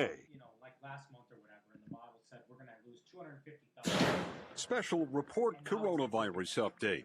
The head of the CDC says the U.S. may be at or near the peak of the coronavirus, and the agency reports Americans have taken advice to stay home seriously. They found that when stay-at-home orders were issued, that people really did, to a great extent, pay attention. They found that mobility in those cities went down by about 20 to 40%. Medical correspondent Dr. Elizabeth Cohen, or that is just Elizabeth Cohen. New York Governor Andrew Cuomo says getting people back to work must be managed smartly. And nobody can tell you today, I know how to do that, because it just hasn't happened. So what do? First, we come up with a reopening plan. I'm not interested in political opinions. I'm interested in what the experts say about this. Cuomo says the worst of the pandemic may be over in New York if everyone stays smart about mitigation. More than 10,000 New Yorkers have died from the coronavirus. I'm Mike Moss. We call him Willy Wonka. He's a chocolate lab. His belly itched, and he would actually lay in the grass and scoot across it to scratch. DINOVITE. They are using them in New York. It's time to check the roads. From the Letterman Road Traffic Studio. This report sponsored by Sam and Ash. Watch for slowing for a crash reported on Vegas Valley and Nellis Boulevard. An earlier accident, Tropicana and Duneville, looks like that has been cleared or is in the final clearing stage. Delay free on the resort corridor between the Spaghetti Bowl, I-15 all the way to Tropicana, in good shape and no northbound pattern. Remember that roadwork continues on Boulder Highway between Sahara and Tropicana with a left lane restriction both directions. Sam and Ash remind you to be kind to one another and work to get through this together. Give them a call at 702-820-1234 or visit samandash.com because you deserve what's right. I'm John Michaels from the KDON Traffic Center. These are unprecedented times, which are causing a lot of stress and financial worry for millions of Americans. But here's some good news. If you owe back taxes to the IRS, Optima Tax Relief can reduce the stress in your life by helping you resolve your tax debt right from the safety of your own home. Make no mistake, you don't want to owe the IRS right now. They can take your paycheck and everything you work so hard for. But with Optima on your side, you may qualify for help that saves you thousands. Their tax professionals specialize in the Fresh Start Initiative, one of the biggest breaks the IRS has ever offered. Optima is A+ rated with the Better Business Bureau and has resolved over $1 billion of tax debt for taxpayers across the nation. So now's the time. For tax help you need, for tax help you trust, call Optima now for a free consultation. Call 800-709-6011. That's 800-709-6011. 800-709-6011. Optima Tax Relief. Some restrictions apply. For complete details, please visit OptimaTaxRelief.com. No money down to file a bankruptcy? At Fair Fee Legal Services, you can file a bankruptcy for no money down. Keep your car, your house, and everything you own. Stop paying those high-interest credit cards and payday loans. Fair Fee Legal Services will file your bankruptcy for $799 or no money down. Get your life back for no money down. Debt-free, carefree, finally free with Fair Fee. FairFeeLegalServices.com. 702-703-3333. 101.5 FM, 720 AM. KDON, the talk of Las Vegas. Mark Levin, weekdays 3 p.m. to 6 p.m. Now back to the Vegas Take on 101.5 FM, 720 AM. KDON.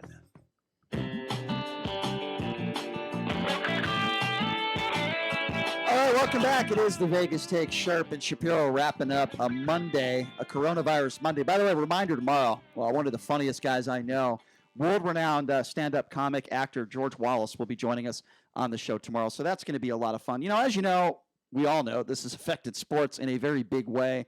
The NBA, the NHL, Major League Baseball. I don't think we're going to have an NBA or NHL season. That's just my personal opinion. But there's literally no sports on television. We've resorted to watching NBA players play video games and horse, and it's insane. So the reason why I bring this stuff up is this is a big deal, right? The Olympics have now been postponed. I can't even remember the last time that had to happen.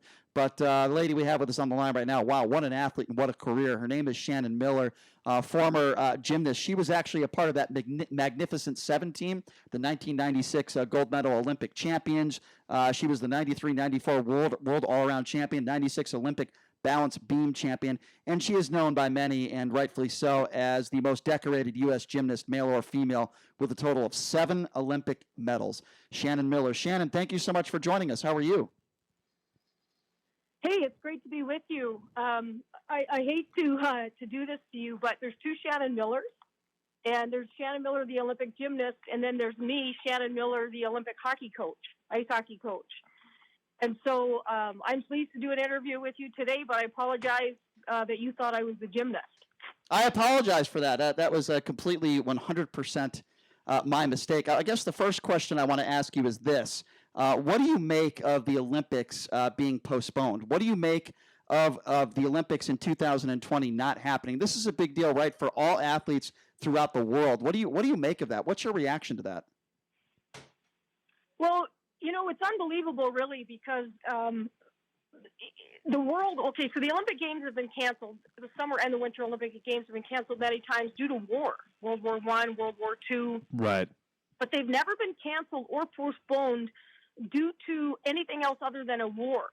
But world events do affect the Olympic Games, whether it's political, terrorist attacks, or in this case, the coronavirus pandemic. So world events do affect the Olympic Games, and they should affect the Olympic Games, but it's always been a world war.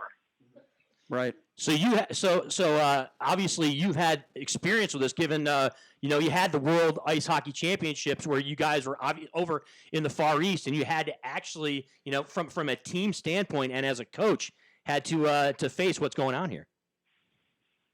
Yeah, it's interesting. So I'm sure people remember back in 2003 in China where the SARS virus hit. Mm-hmm. And the whole world did not go on lockdown, but a lot of the people that had been in China, whether they were Chinese people living in China or people that had traveled to China for business or traveled to China for sports, had to go on a self-quarantine. For example, so I was coaching college hockey in Duluth, Minnesota. We had just won several NCAA championships in a row. I had players there playing for me from around the world. They had come from Finland, Sweden, Switzerland, etc. And I had Americans and Canadians, of course, on my team too at UMD in Duluth, Minnesota. And all these gals jumped on an airplane, and many of them flew to China to compete at the 2003 World Ice Hockey Championships. Mm-hmm. Sweden, for example, got there. They were there for a few days. They played an exhibition game, and that's when the SARS virus had hit. And so the players from Team Sweden flew back. The players from Team Finland flew back. I had a girl from Switzerland over in China as well with Team Switzerland. She flew back to Duluth, Minnesota. The Canadians and the Americans did not leave, though. They did not leave North America. They met for training camps but had not flown to China. They were unsure if they were going to go because of the SARS virus.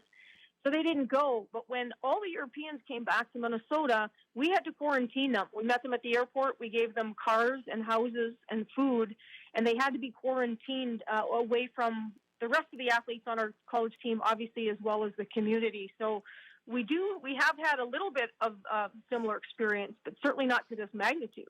So you played in the first Canadian National Championships, correct me if I'm wrong, back in 1982, and then in 1998, you guys were able to capture the silver medal in ice hockey, which is a tremendous accomplishment.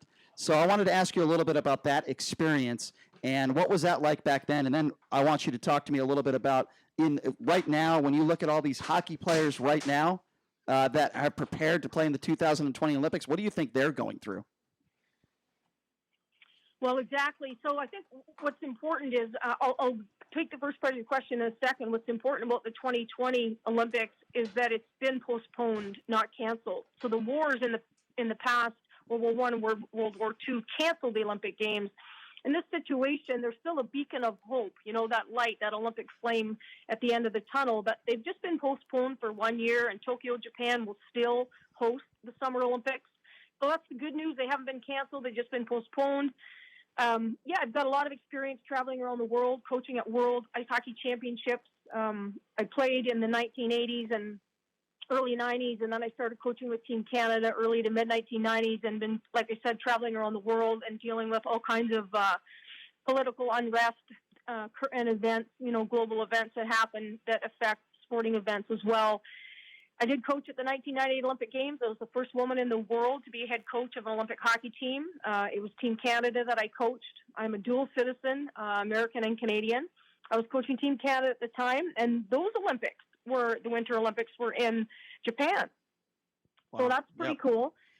And we came back from that with a silver medal. It's heartbreaking in a way because you always go for gold if you're Team Canada or Team USA. But you won gold, right? In 97, you were the head coach of the Canadian national, right? And you won in 97 the gold, correct?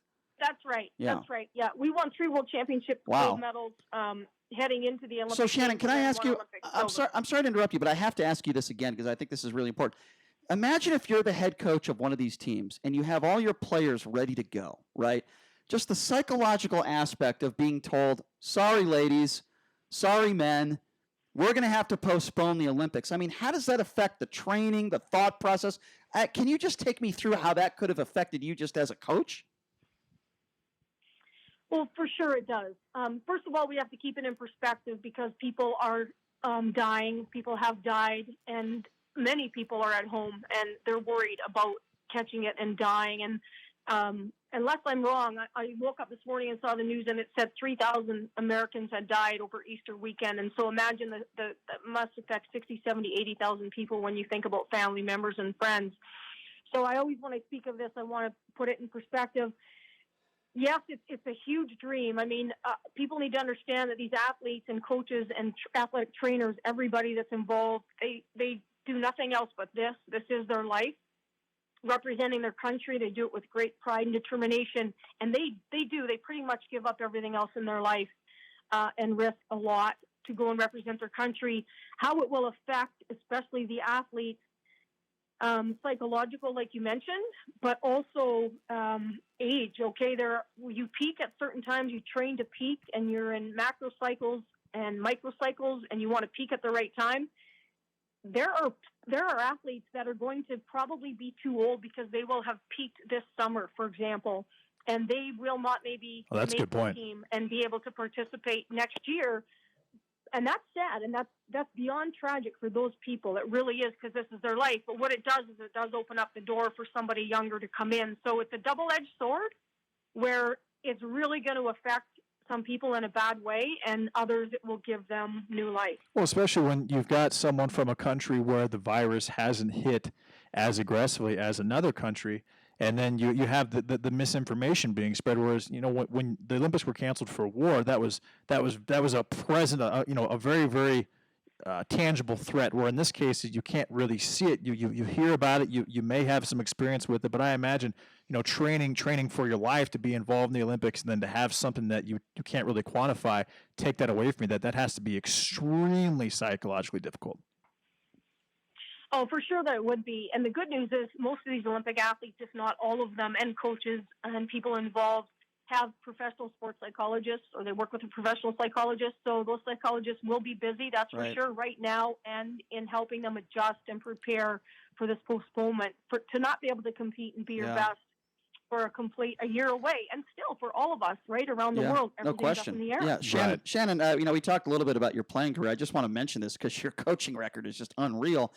You're 383 and 144. I wonder if you can find any NHL coach out there that has a record like that. But I want to ask you a little bit. 70%? It's pretty damn good. I want to ask you a little bit about the NHL, because I would imagine you probably know some people that play professional hockey in the NHL, maybe coaches, maybe scouts, maybe players.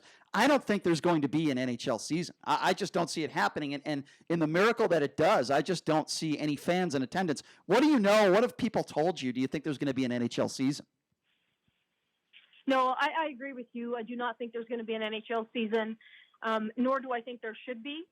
I think that it's much bigger than this. It's much bigger than all of us. And I agree with you. I don't think there will be one. I do know NHL coaches, players, etc. I'm a huge Las Vegas Knights fan, of course, season tickets, and I've gone to a lot of their practices and games.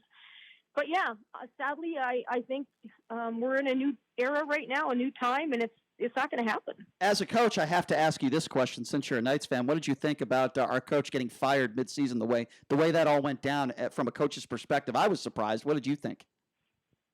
Oh, I was not only surprised, I was shocked.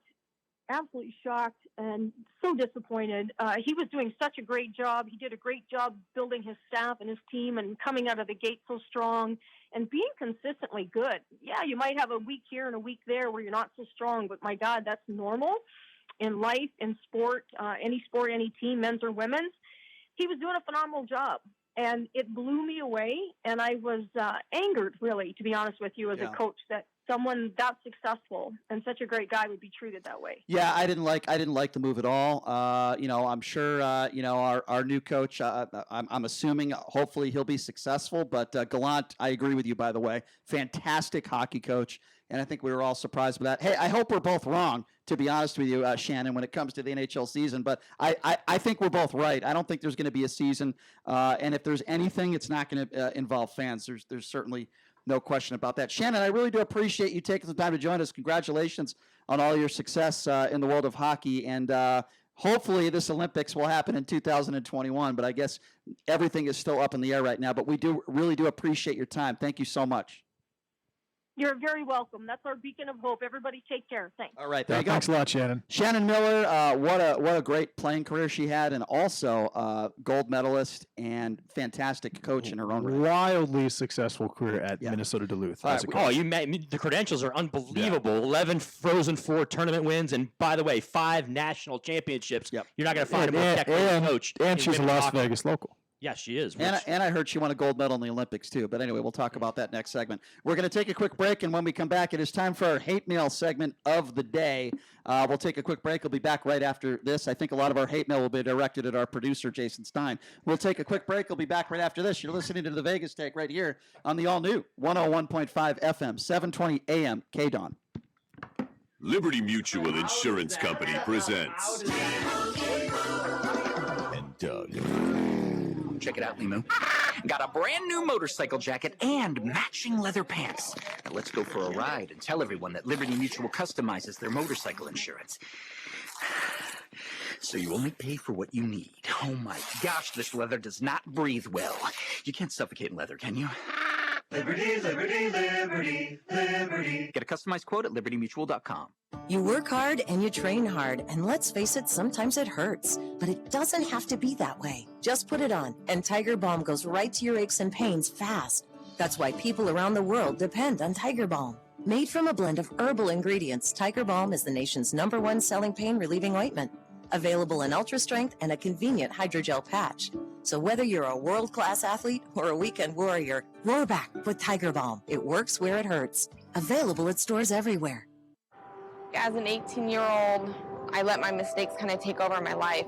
I was 0.5 credits away from completing high school, and I didn't do it. 10 years later, at age 28, Jackie finished her high school diploma. When I found out that I was pregnant, I know that I had to do something for myself if I wanted to make her a better person and provide a better life for her. My family never stopped pushing for me to be better because they knew what I could become and who I could become as a person. My support team is amazing.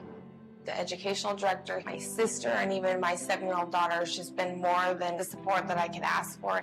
I've been given an opportunity, and I'm just thankful for it. No one gets a diploma alone.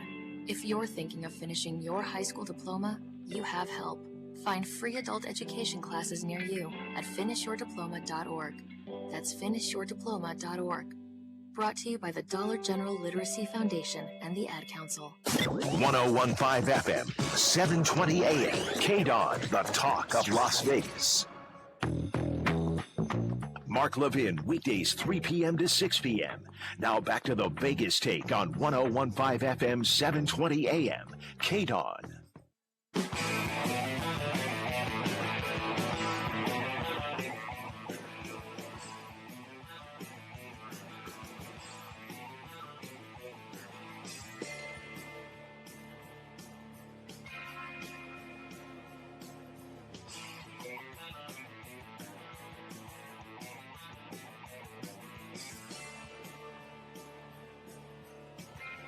All right, welcome back. It is the Vegas Take, Sharp and Shapiro. Glad you could join us on a Monday. Yeah, that's right. By the way, a quick reminder, tomorrow on the show, we're going to be joined by George Wallace. Honestly, one of the nicest guys. JD, remember we both met him. He came in studio last year. I've known the guy for years. We saw him perform at the Westgate. George Wallace is one of the funniest guys I know, man. Seinfeld's former roommate. Which is pretty cool in itself. But, 6 of his family members played in the NFL. And let me tell you, man, during a time like now where we're all struggling, I'm not going to say we're all depressed, but we're all in our own kind of world, so to speak, and we're struggling. You know, all of us are struggling in our own way. What better person to make us laugh than George Wallace? So he is going to be a treat tomorrow on the show. All right, well, it's that time for Hate Mail, ladies and gentlemen, so I'm going to hand it over to our producer, Jason Stein. Jason, what do you got for us? It's Hate Mail time. Okay, first comment. Chris Wynn is so hungry for airtime, it's obnoxious. And that came in right at the top of the show when Chris was talking a lot. By the way, I don't disagree with that. Chris is always killing for airtime. The problem is once he does take the microphone, it's usually hard to get it back from him. He does not give it back. Chris, when you get Chris fired up, I'm on 1 day a week. Come on now. I can't hog the mic that much, but I do hog it when I'm here. And when you're on, you're hungry for airtime, and it's obnoxious. Well, actually, let's shorten up that sentence. Chris is always hungry. Okay, go ahead. Next statement. Go ahead. Nick writes, "Why are we slobbering all over each other before social? Why were we slobbering all over each other before social distancing?" I don't even know what that means. What do you mean slobbering? I don't know what that means. Does he slobber over people? That sounds like sexual assault. I don't know what that means. Slobbering. All right. Is he talking about his dog? Is he talking about Joe Biden? I don't know who he's talking about. It must have been in reaction to something you said, but it makes no sense. It didn't say drooling? Slobbering. Okay. Next comment, and I think this is also directed at Chris Wynn. Imagine the germs on the caveman Keno machines. We all know Chris loves caveman Keno. There are a lot of germs on slot machines, although Chris, honest to God question. Have you had a dream about playing caveman Keno? Because I think you have. I've had multiple dreams about caveman Keno and video poker and anything gaming-wise, JD. You actually there have been multiple dreams. Where you're sitting there in front of a caveman Keno machine or a video poker machine or watching a game in your sleep, you are literally dreaming about gambling. You've had those. JD, I had a dream 2 days ago, right, where I knocked out a $20,000 Royal, and I was going ecstatic. And I literally woke up, and for the next 2 minutes, I was praying that it wasn't a dream, that was real, JD. And of course, it wasn't, because my bank account was no longer big. It was not bigger. He's telling the truth. I actually think I don't think he's lying. No, I really don't think he's lying. He's telling the truth. Go ahead, Stein. What's next? Shapiro, where's your mask? Get on it. Get on it. Hey, dope. Why don't you learn what the masks do? I was tested for coronavirus. I was tested negative for coronavirus. If you listen to any health expert out there, and by the way, this is important information, it's to protect others from you giving whatever you have to other people. Why is it that people out there don't understand that? A mask is not going to help you to not contract the virus. It's to protect other people. I don't understand why people don't understand that. That has been a proven fact. There have been studies to prove that. I just... Well, no, actually, lately it has been said that it will protect you from getting the virus.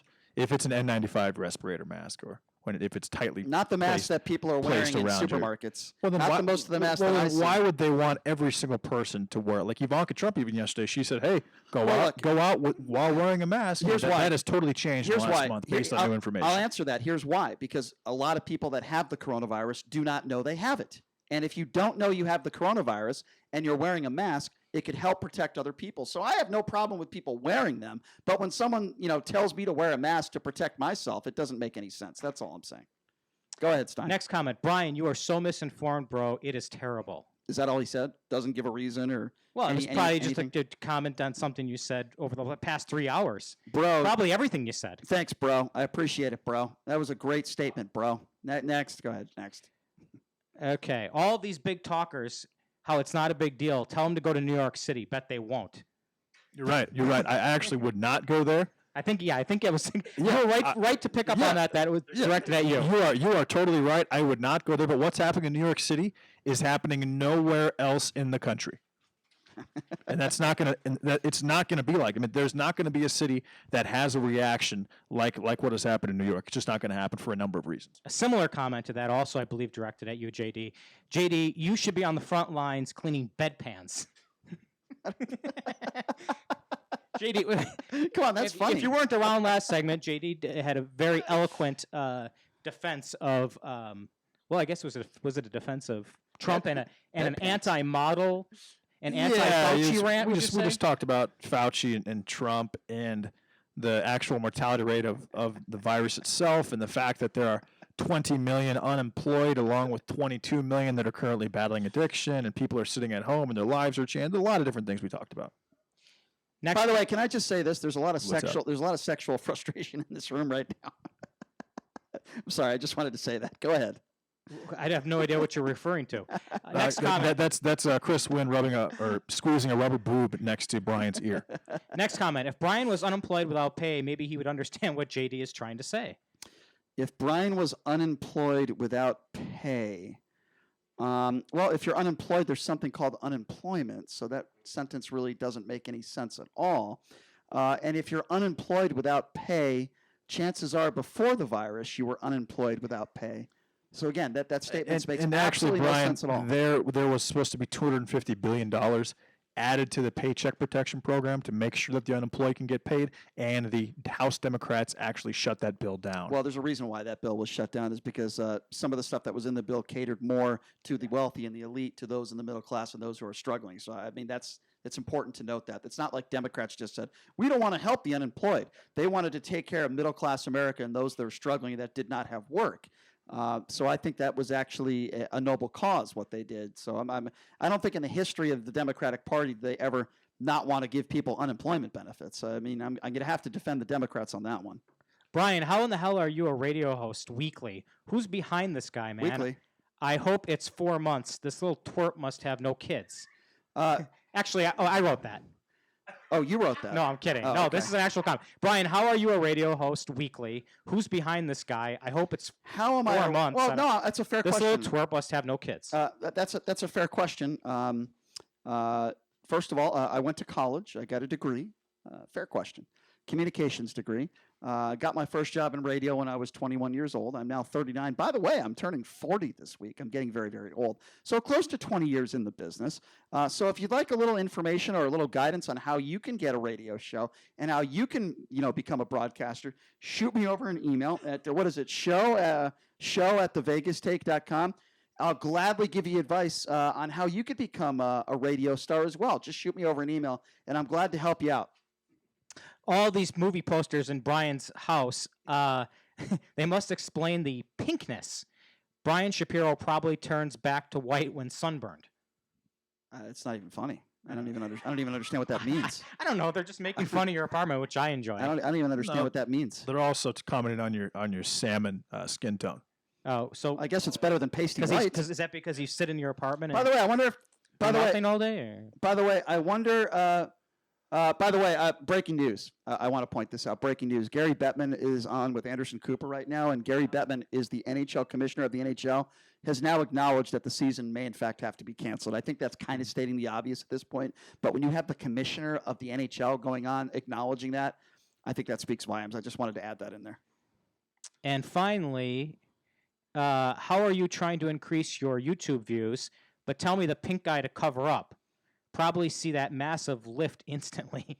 LOL. Meanwhile, you know what's funny? Another comment about your skin. You know what's funny? All these middle-aged men that are commenting on my appearance, I find that to be a little troubling. I think these are the same people that started in the show To Catch a Predator. They have nothing better to do on a Monday morning than to go on YouTube, listen to our show, and even worse than that, comment on Brian Shapiro's looks. Well, in all fairness, Brian, a lot of the country has nothing better to do than that right now. Well, they can comment on my looks. Because we are in lockdown. These are the same people that are probably pleasuring themselves to me at night. So go ahead, Stein. No, that was it. That was the last comment. That's it? Well, that was the last Nothing insult. about Shannon Miller? That was the last insult. Oh, all right. Figured we'd at least have one Shannon Miller. I'd actually like some hate, please. Please throw me some hate. I would really appreciate some hate. I'll give you some hate, JD. You really need to shave. You're looking very, how should I put, unruly. I agree. Yeah, you really need to shave. I look like DJ Khaled right now. He needs needs Hans Vin to come back. You're gonna look like Rabbi Rosenberg in a couple weeks if you don't start shaving. Last week, Hans Vin came in, started to give you a nice haircut, He did. but he didn't get to finish because the police came and knocked on our door and arrested Story of Brian's life. Not getting to finish. How much more time do we have? Can we just go to break? I don't know. How much? Somebody's asked for me. I heard my name down by Clark County Detention Center. Anyway, everybody. Hans Vin, out on bail. Anyway, everybody, it's been a really fun show except for the last 25 minutes. So what we're going to do is we're going to take a 21-hour break, and as I mentioned tomorrow, really funny guy. One of the best stand-up comics around, and he's been in Las Vegas for a very, very, very long time, and he's a great guy. George Wallace will be joining us on the show tomorrow. But for now, folks, like I said, we're going to have to take a 21-hour break. The man himself, Sean Hannity, will be coming up next. Thanks for joining us, everybody, on the Vegas Take. Have a great afternoon. Stay safe. Talk to you tomorrow. Your home for Sean Hannity. Oh, boy.